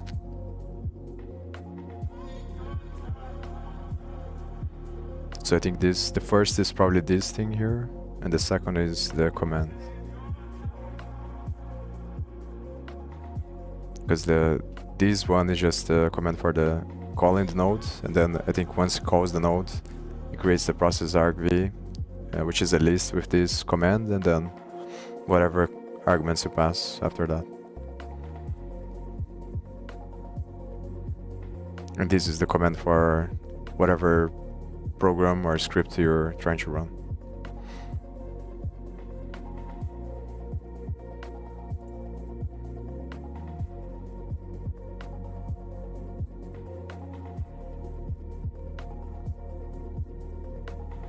Oh no, so maybe I got it wrong. So the process argv 0.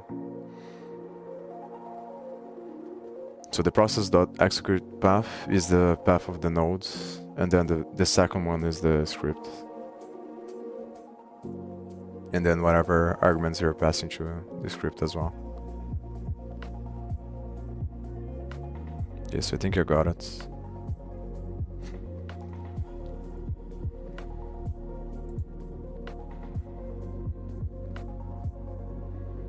Yeah, so it's passing this stuff to here, pretty much.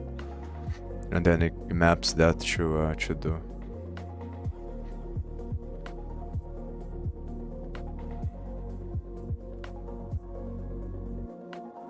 What is an alias as well?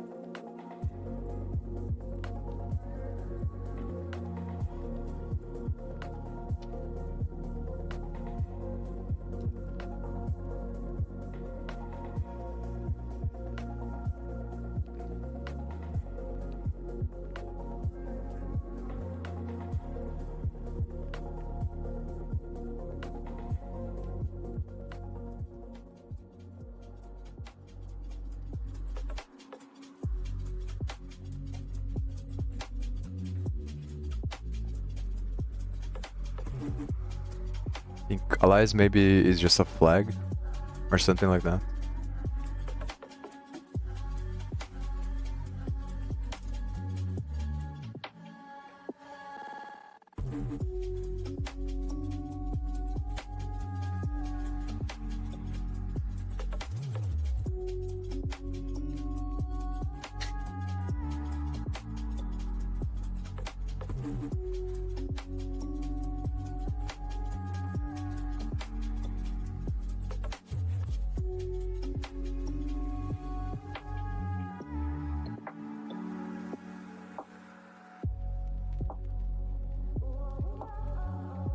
I should put name versus alias.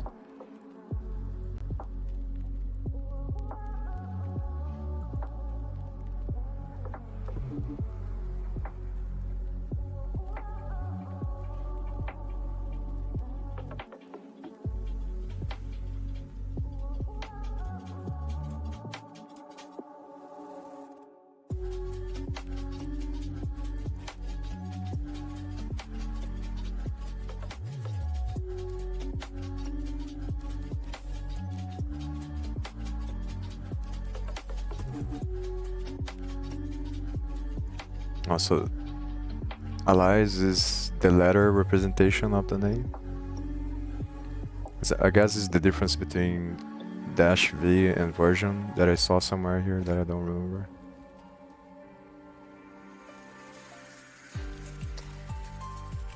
Yeah, but this is what I mean when I say that these kinds of things are hard to find videos about. Is behind the scenes developing the libraries and how they work. It's very hard to find a good explanation or videos.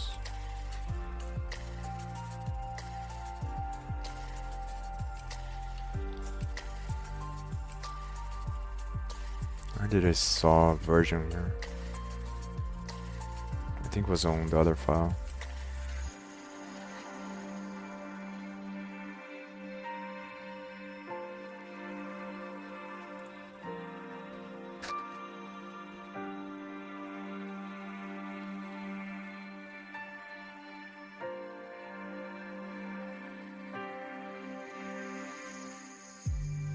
Maybe it was on the build file.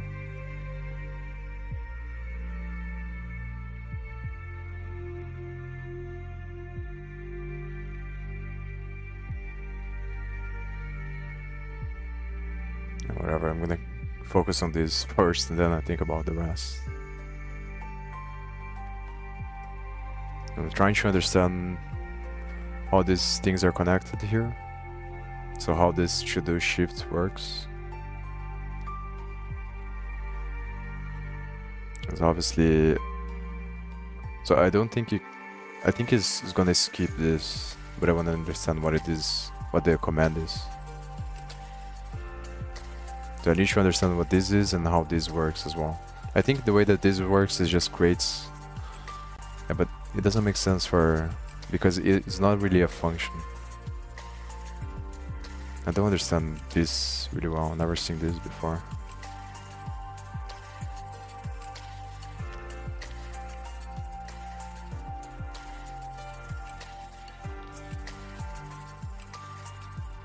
I think it's just creating different functions based on the commands here.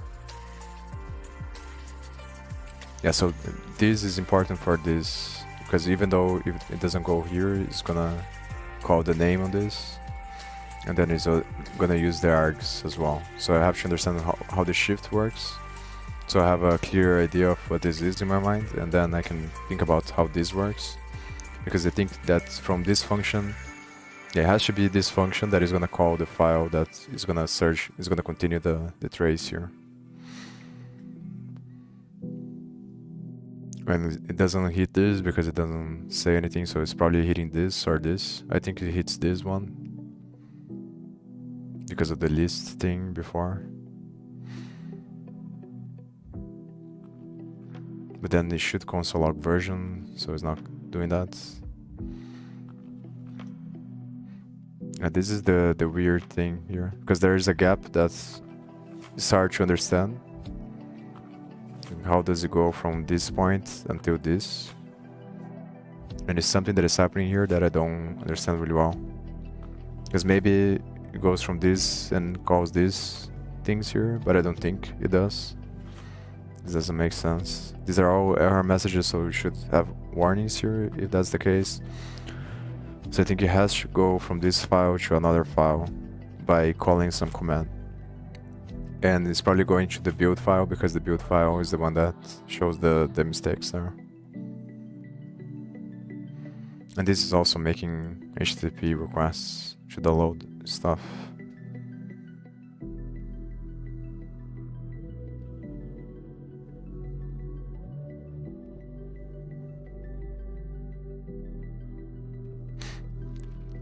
And then it runs MSBuild and Python.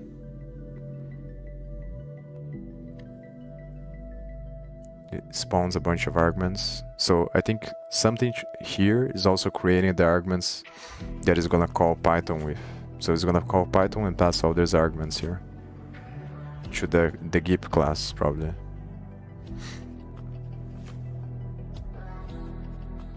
And then it says building.gyp not found. Or binding. So this command here. So this is the mistake, I think. It tries to spawn this argument and then it fails. And it's using this gyp main here. So it's using this file. Probably. Where is it?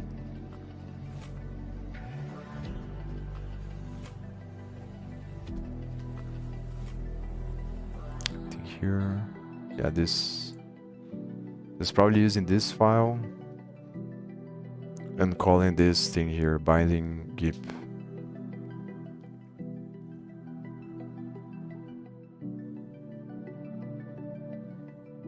Import gyp. I think I understand, sort of. I also don't understand really well why it's using DOM here. Something from Rust, I think. But I think that gyp is maybe a Python library, and then this thing here is to turn that Python library into a Node.js one. And then it's probably using CMake or MSBuild, which is a C++ thing, to make the transition from Python to Node.js. I think that's what's happening. And then in order to do that, it also uses something from Rust that it probably is involved with Python as well. And then it's failing on the binding.gyp command. But this is the other one, so maybe this is not that important. Let me see what the other one says.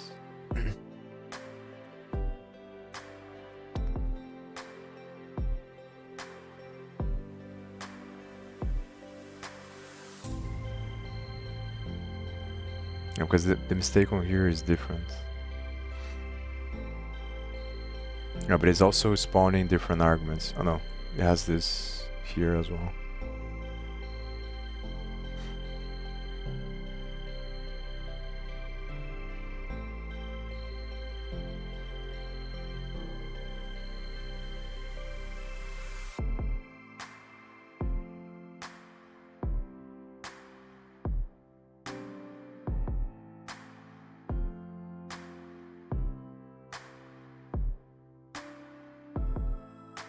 Yeah, so this is failing because of MSBuild, I think, and the other one is failing because that binding thing.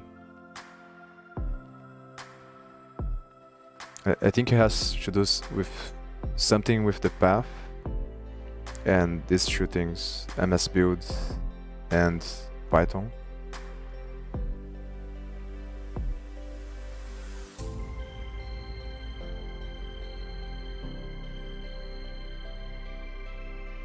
This shows like this, no modules Node-Gyp.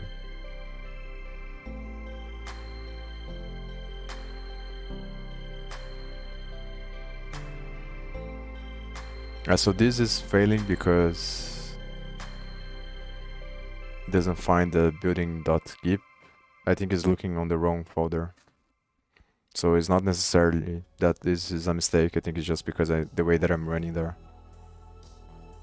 I think in order to make it work, I would have to run from the folder itself, so it finds the correct folder for this binding.gyp here, which is probably a file inside of this, inside of the project. So I don't think that's the error. I think it's probably something to do with MSBuild then.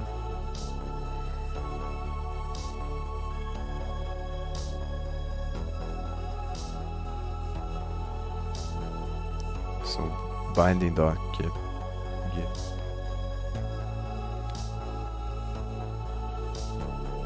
Yeah, the problem is that it's gonna be, oh, maybe it's this thing here.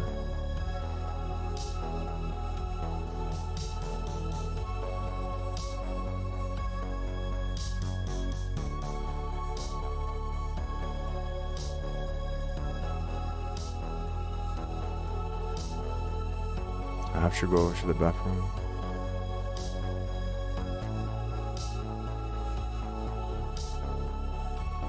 There's probably some file somewhere here. Maybe it's inside of some of these files.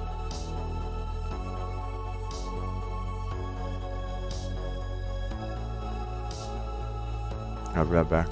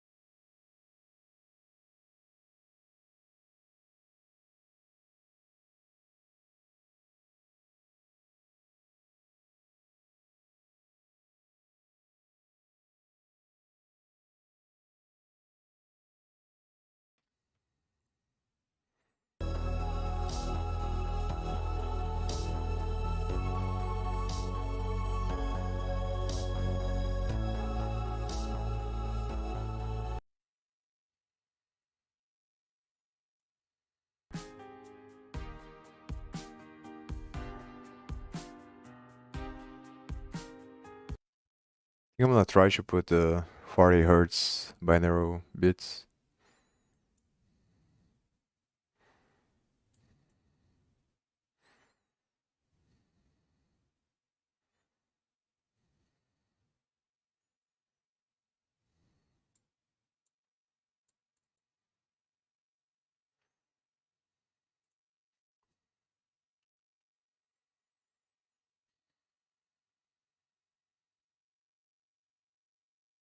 Yeah, this is the thing. Don't know if it works, but even if it's placebo, probably helps.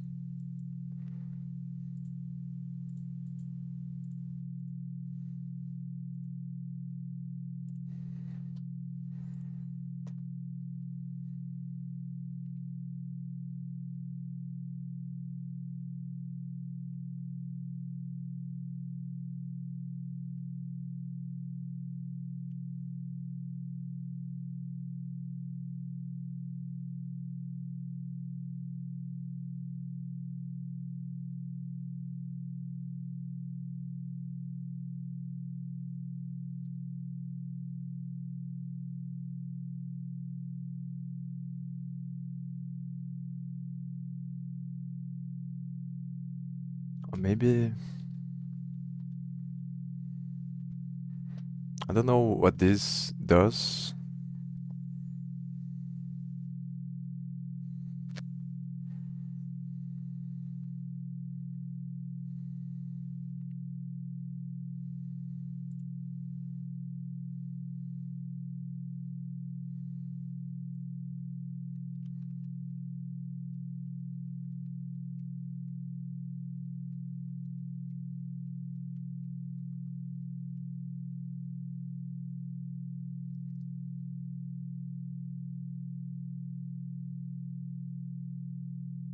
Kinda lost my train of thought, but I think, yeah, this is where I was at.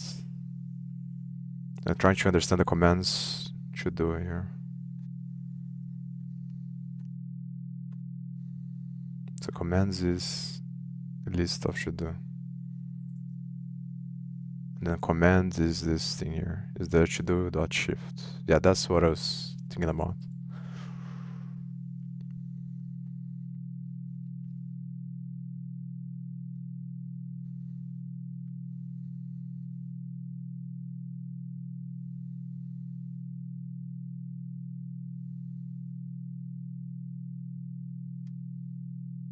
Yeah, so it must come, the shift must come from the first call there, with the, which is the process dot argv. But the thing is, I'm not passing any shift to the command line.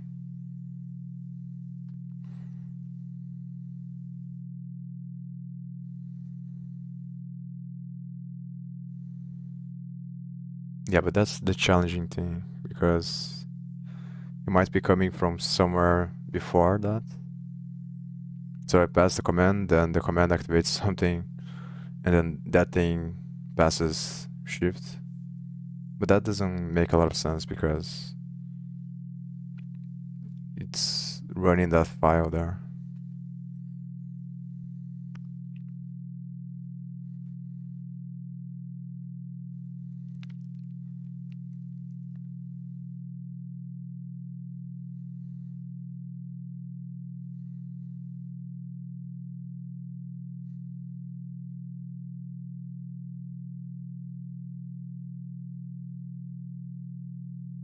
Oh, it's saying that it's spawning, so at this point is activating the thing. No, it's not in this file, on the other one. It's activating the spawn here. It's prop.spawn. You pass the command, the args, and opt. So the command is probably the string here.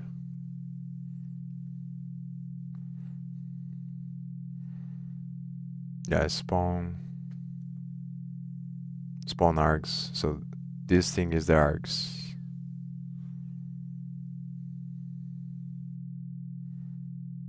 So this is the command, which is Python X, and then the args is this thing here. Is yeah, but why is spawning. I guess it just repeats itself, but it's only once. But because this is a list, it puts on the same line. Because it doesn't make sense for this to run multiple times and this to only run once. So I think what is happening there is that it's running this only once, and then because this has multiple lines, it repeats the line. So I think it runs this thing 2 times. One with the python.exe and the other one with the MSBuild.exe. So it's probably failing on Python because after this, what it's doing is, but it returns this. So it spawns the process first and then returns. So by the time it hits this, the process should be spawned already. And this seems to spawn everything, so maybe that's not where the mistake is coming from.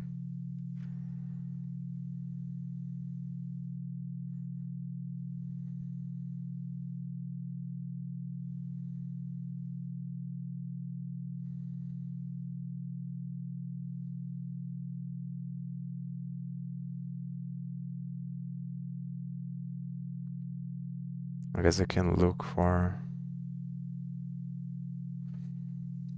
see if I can find any of the commands there on this list, but I don't think that they are on the list here.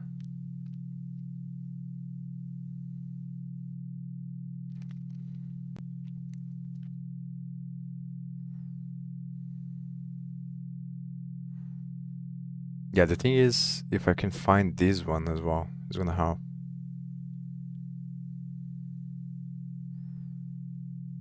It's probably coming from the build file. Yeah, but first let me understand how the shift works. Maybe if I run the file again, I can see the command and then it's gonna be easier.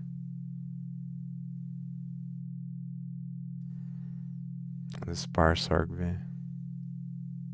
It is this one that parses first.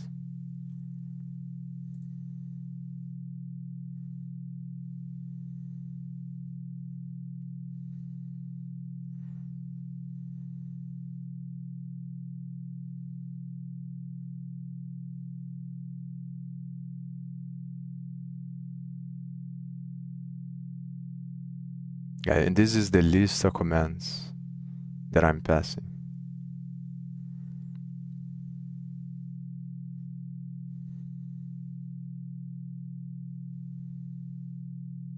Which is this thing here.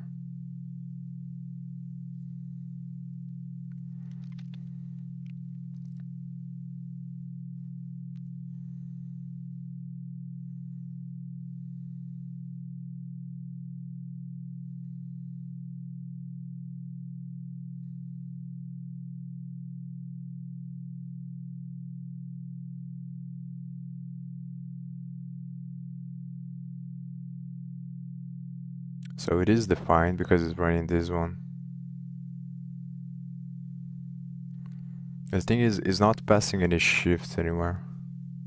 Because this is gonna create the argvs, because it has to call shift later on the to-do, and this creates the to-do with the objects that have the name and the thing. But the thing is that the arguments don't have shift on them, so how is it possible that the to-do object has a shift in order to be able to call that later? That's what I don't understand. Oh, maybe it's just shifting. Maybe it's just from... Yeah, it's just for the array. I'm tripping. So it's calling shift on the array, so it's gonna remove the first argument. That's what's happening there. It's not because to-do is a list. So this pops the first argument of the thing. I think I understand now. So it doesn't activate this, and then it calls commands. Commands are the list, I think. Yeah, prop commands. So commands and to-do is the same thing. I don't know why it does this way. It seems that it's just more confusing. It seems to me that it would be better to call this to-do instead of commands here. So it's easier to understand. But maybe there is a reason for that and I don't understand. Then it calls the list and then it gets the name inside of the list. And command is the first element. So command is the object. So command.name is gonna be the name of the first object of the to-do list. Yeah, so this is gonna be the name of first objects in to-do lists. But then how is calling that? Oh, because the second one is a function. Oh, I think I understand. So this is not the name actually.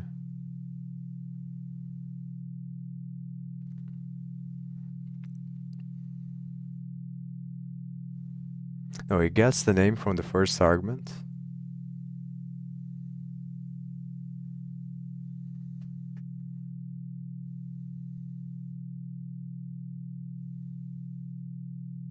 And then uses that as the index for the list.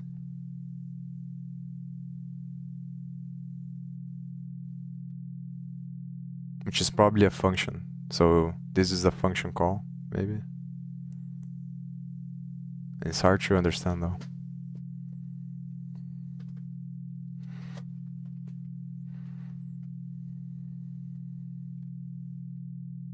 So I think I'm just gonna print. Oh, it's not print, it's console log. I'm just gonna console log these things here and see what happens. Commands. I already have command there, so maybe yeah, prog commands.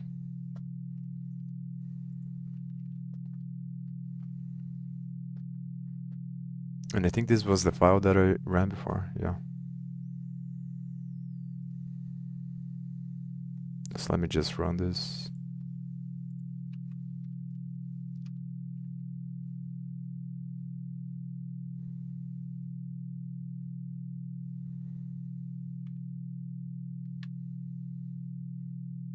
Let me see if I did any other console log there.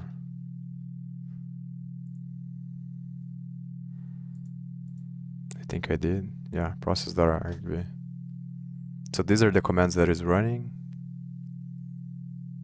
Just the node is just this one and this one and this one. Okay.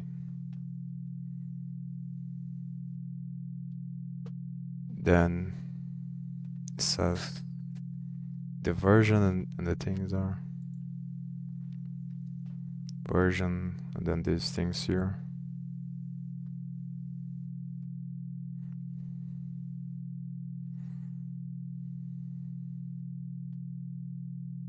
Oh, it doesn't call this because it's not 0 the length, so it goes directly here.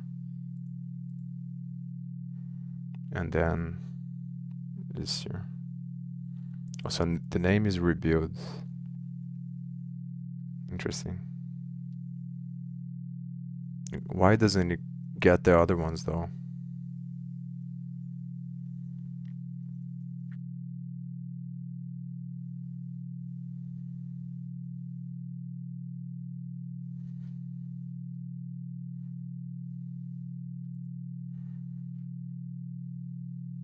So it's passing that list through here. It's passing this list here as argv.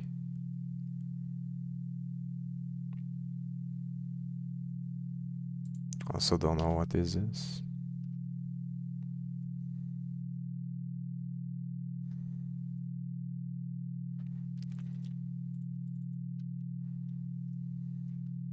I'm getting tired already, I might stop soon. I think I'm gonna come back though. and I'm just gonna take a break. Maybe do more tea and then come back.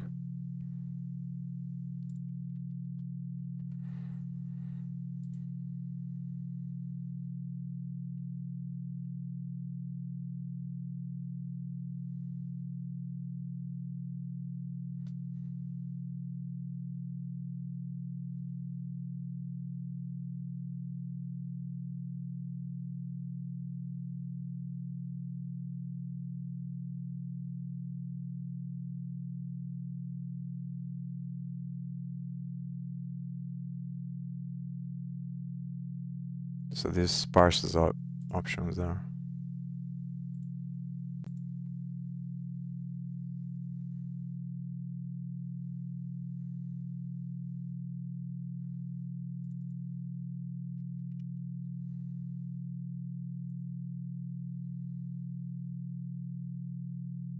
Hmm.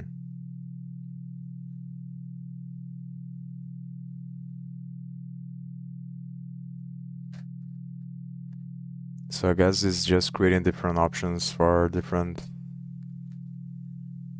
commands.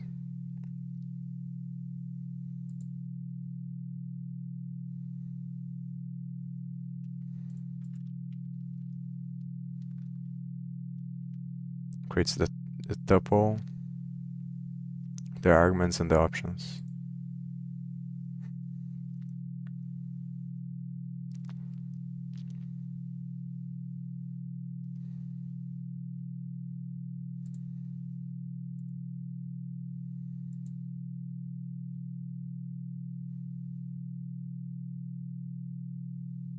And then it slices them in this argv here. Also, it just gets the commands and puts on the argv. It comes from this. What is remain?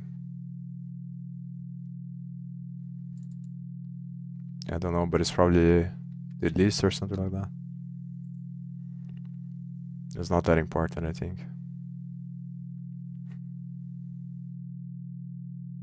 Yeah, it's just gonna map through the commands.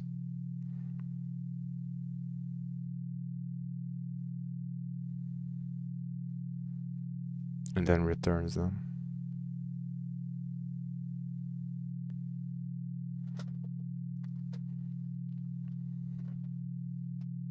Yeah, I didn't look for this as well. Oh, so proto aliases goes alias.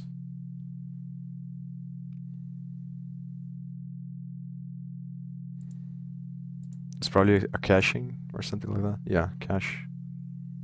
So alias is a cache. So it checks to see if it is on the cache for those commands there. And then if it is, it's what is there?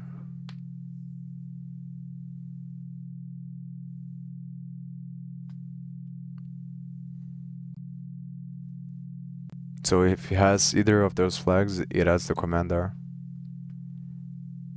through the cache.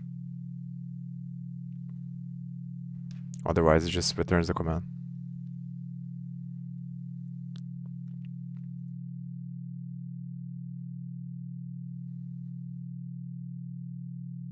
But how does shift come into play there?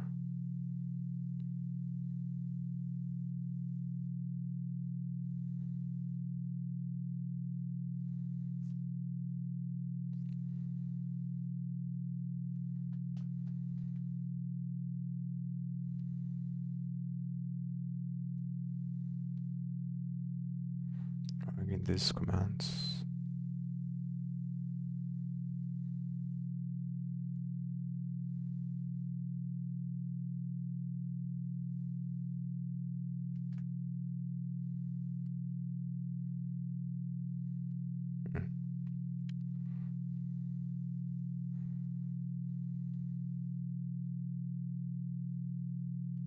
Okay, then it has the list, slices the list. And look at the slice again.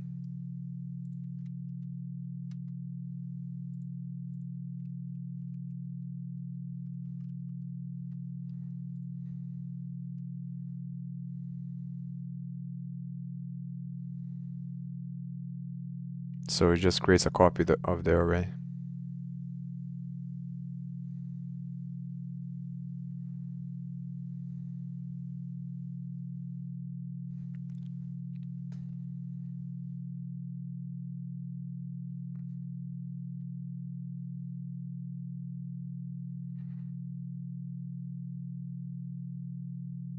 Creates a copy and then loops through the elements.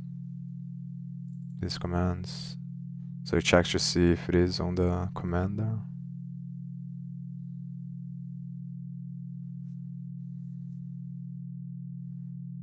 I'm looking splice again.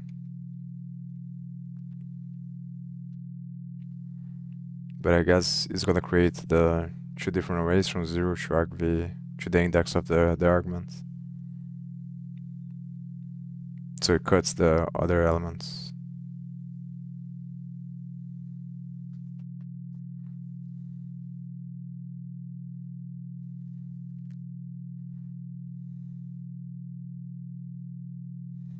And then it adds the thing to the args, to the commands.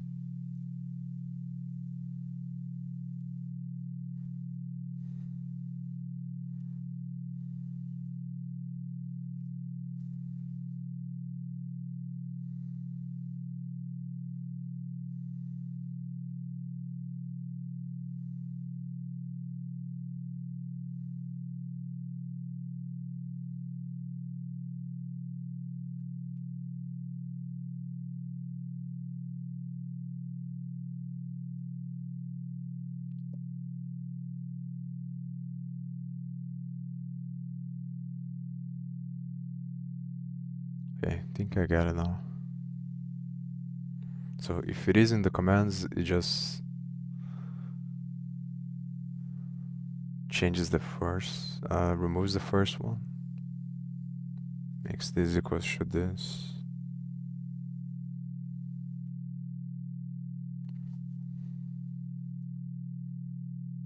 And if the commands already exist, oh, these actually, these two are inside of the other one.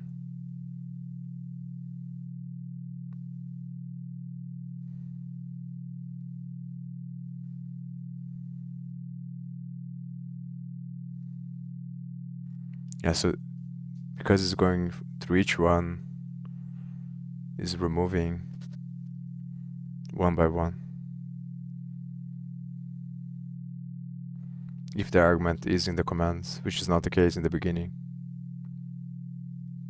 I think.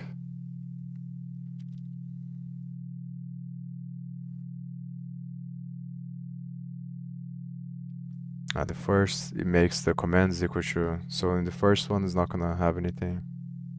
Well, actually, that doesn't make sense. It's not gonna hit neither of these things here.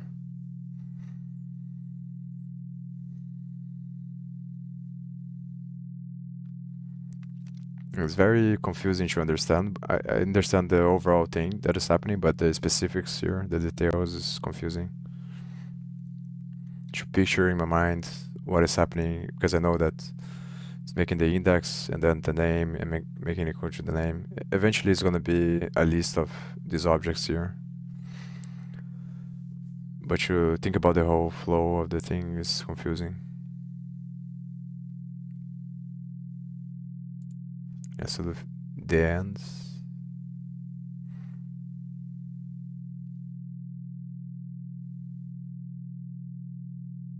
Yeah, so it calls this gets the argv and then calls the other stuff. And so this is the end of this function here.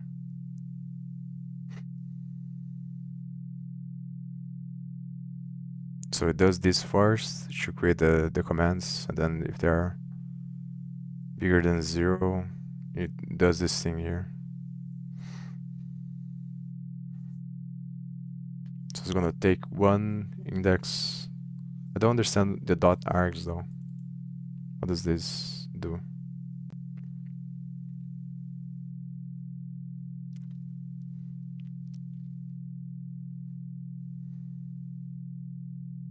Oh, is this list here? Probably.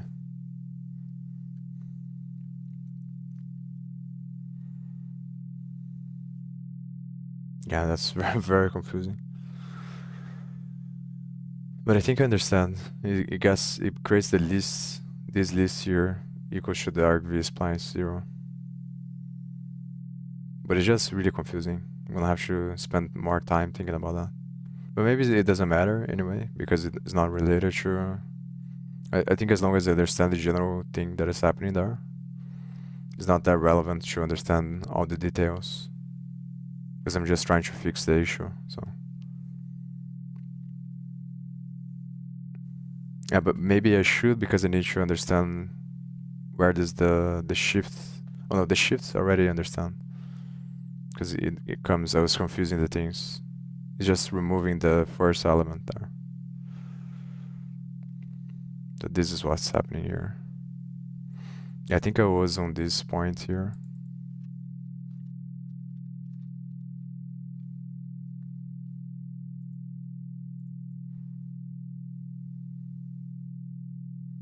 Okay, so the command is gonna be this, which is the rebuild. So it's not gonna go through here, and then this broad commands is this thing here. Yeah, so it is like I was imagining, I think. Yeah, but I didn't imagine this way. I understood that there was a function, but I wasn't picturing it like this. So now I think it makes more sense, because this is gonna be these values here, which is gonna be a function.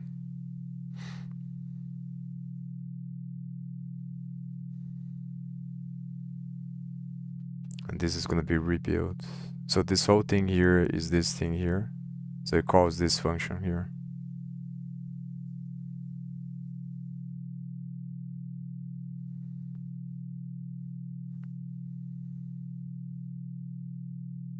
Oh, so there's also another one here, clean. Even though there isn't. Oh, because this is calling multiple times. It's calling run multiple times. Yeah, process.next tick. So each time it calls this thing here. First calls rebuild.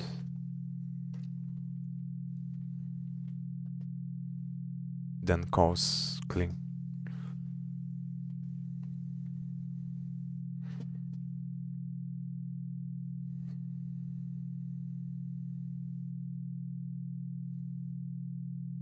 Oh, it calls clean and then configure.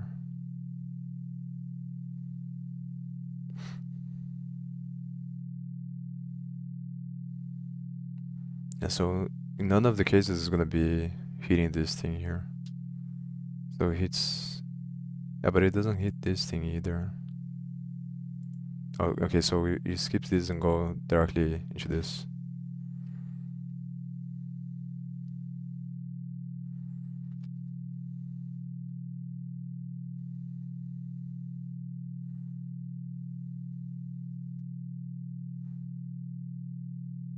Yeah, I don't get it, how it goes from this to the other stuff though. Because this doesn't seem like it has anything. So maybe I will have to understand what happens inside of the function. Or how the other thing works. And maybe if I print or console log command args here.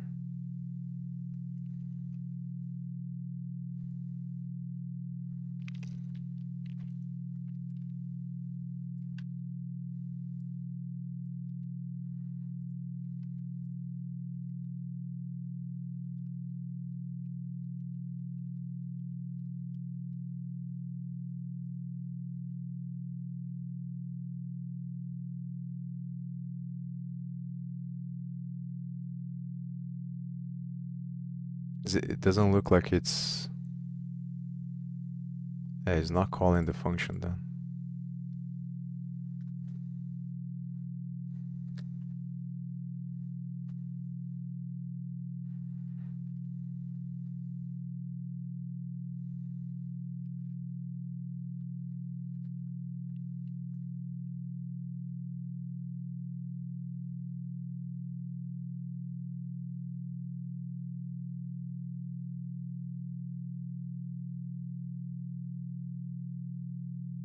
Is maybe there's something else that calls this file, and then later on it's gonna call the other file.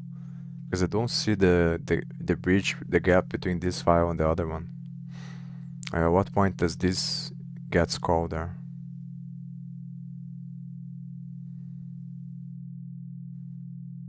So it has to be one of the commands that does that.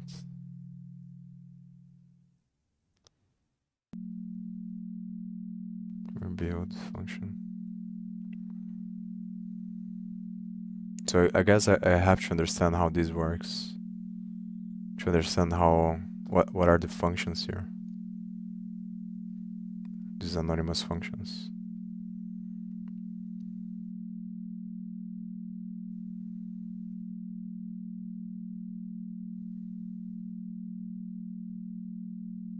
Maybe it comes from this thing here, but these are just the types. It doesn't have anything. Yeah. The shorthand's same thing.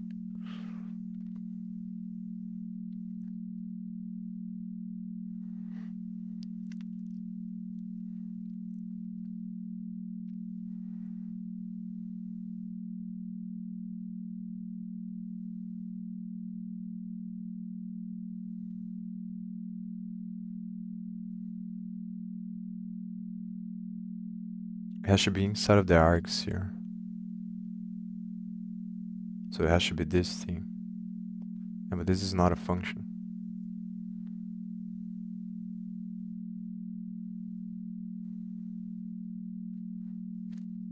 I think I'm confusing the two. The args doesn't have anything to do. It's name and rebuild. This is an object. So it's the other way around.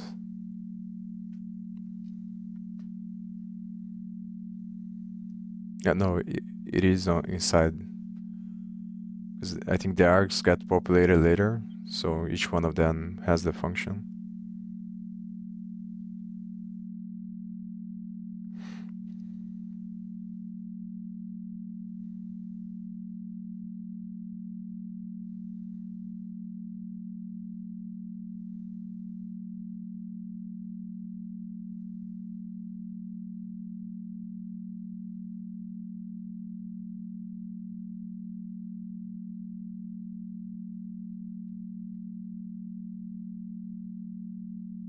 So it has to be coming from here, I think.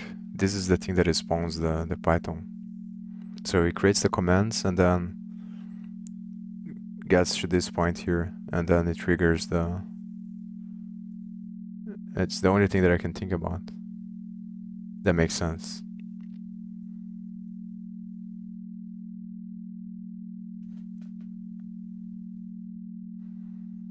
Yeah, because it's spawning here, so that's what's happening, I think. So let me go back to the initial mistake.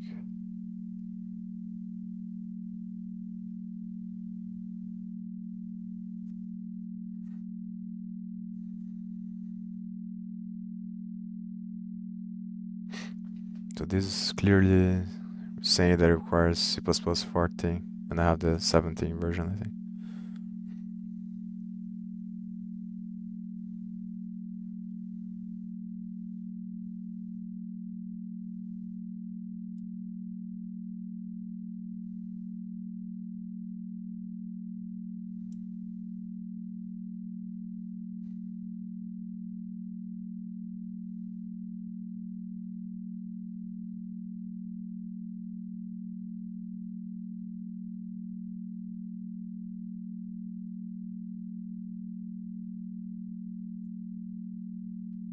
How the hell does this get activated? Because I didn't see anything that is related to this package.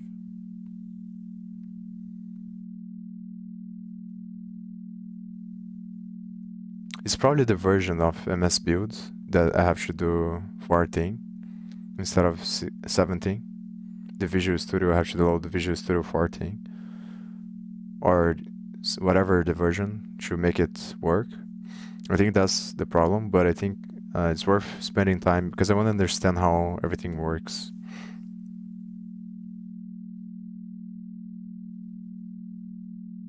How I think I have a much better idea now than I did before I did all of this, but it's still not satisfying because I don't know. I think I have to continue on this path here of trying to understand how the child process is spawned, and then what happens after that, so I can bridge the gap between the files and understand when this thing is being called.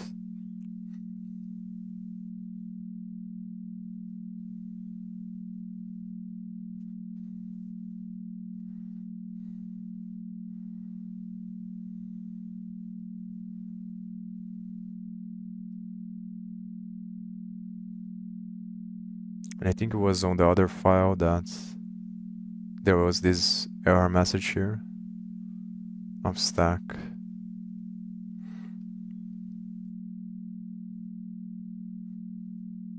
Because I have to remember this is just the helper file that creates the class. So the thing... Oh, there's commands here. Huh.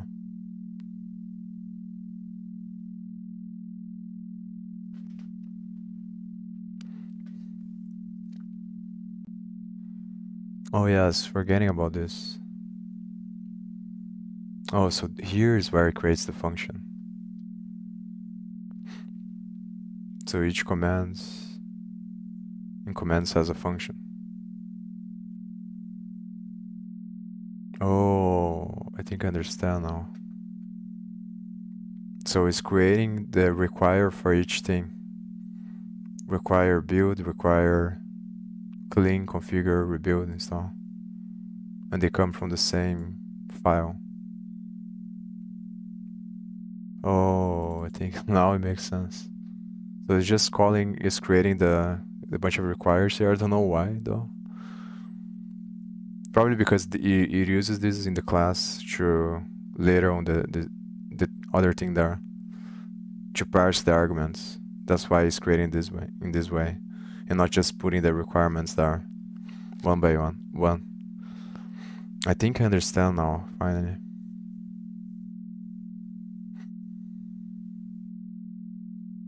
So this is just to parse the arguments that are on the commands that are part of the class. Makes sense. And then each one is gonna call each of these files depending on which command it is. And in this case, it's calling rebuild, I think. Which is pushing these other commands here. And that's the reason why I see the other ones here. So it does clean later and then configure. And then on the build, it fails.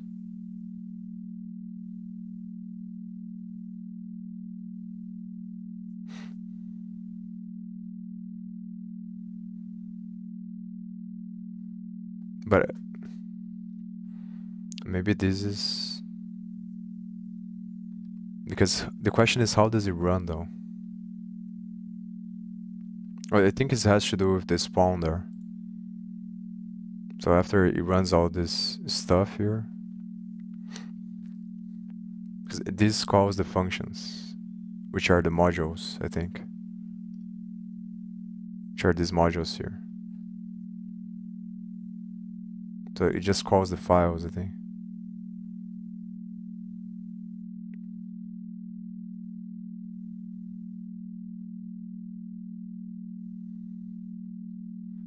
And doesn't... Also maybe here. So it's hitting one of these, maybe.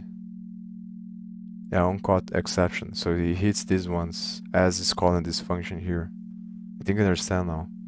So when it's gonna run the build function, it catches an exception that makes this thing activate, which shows this message here. Configure error and then stack.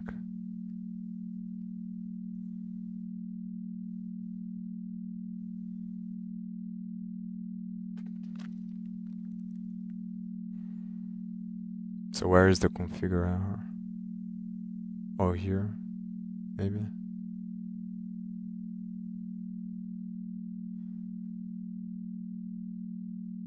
Yeah, command name, configure. Oh, so it's failing on the configure. Let me see the other one.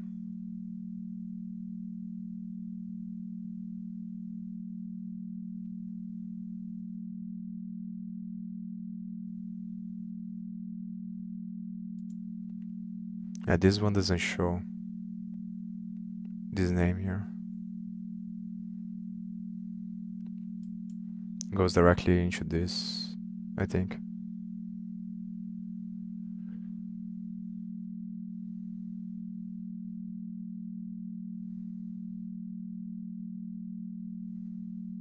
So it is MSBuild that is failing. And it's probably because of the version. So it's using the build file. So the command that is failing is not rebuild actually, it's build. Because the process is build. And I don't think the rebuild triggers the... Oh, it does actually. So I think the final one is build. So it's trying to do rebuild, and then the final command that activates is the build. So the configuration passes, I think is the configuration. Let's see. Yeah, clean, configure, and then the other one is build. So when it hits the build command, it catches this error on the MS thing. So the file is build that has the problem.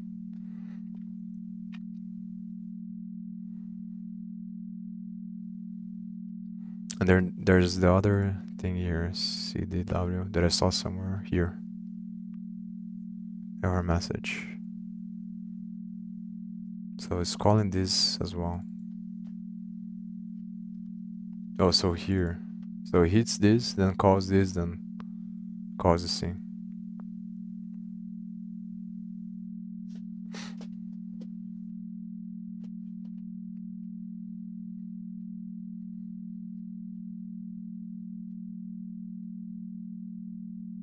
Yeah, so the error message starts here. Style plus release. Then it says which command failed, which is the rebuild.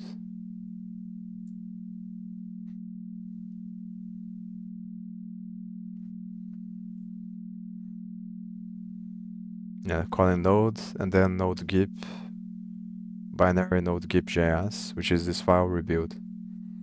So the program is calling this file and then it's failing on this, probably on the build file.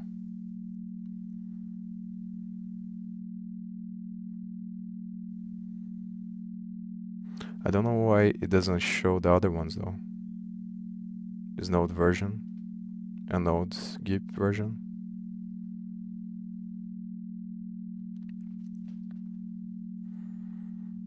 I don't understand what's CDW.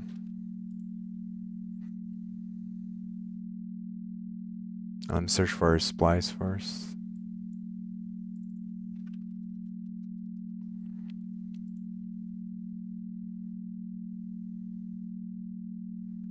Yeah, so splice changes the initial array and then slice makes a copy. I think that's the difference. Yeah, that's the difference.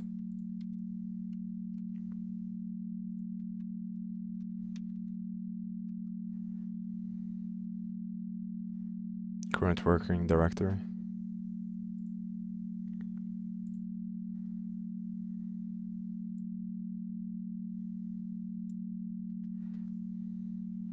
Okay, so if it fails on the MS, so the problem is MSBuild.exe when it's trying to build the node heat on this directory using the rebuild command, but it's accessing this file, I think, because the last command is this file. So the question is, how is MSBuild trigger on here?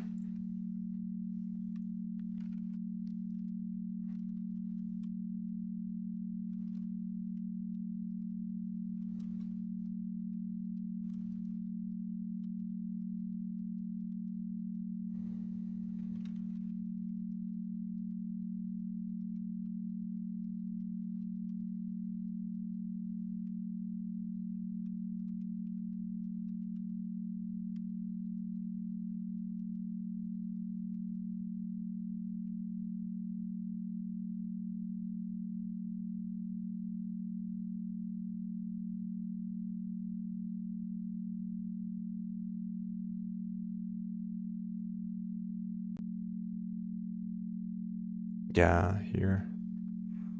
So maybe it is something, but yeah, actually, I'm not sure if it is something to do with the. I think it's probably something to do with the version of MSBuild, because I don't think it makes a lot of difference or any difference if this is 64 instead of 32, because it's still gonna find here.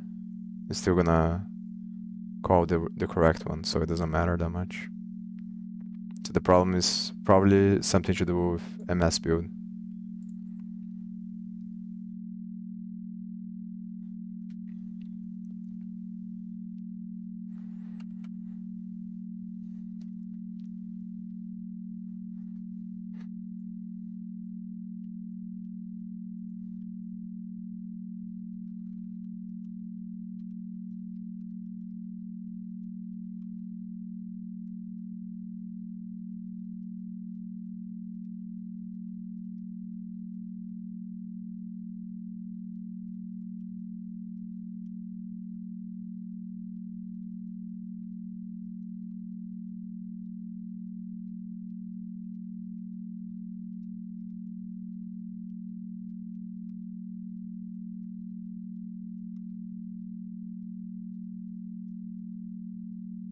I want to understand how MSBuild works.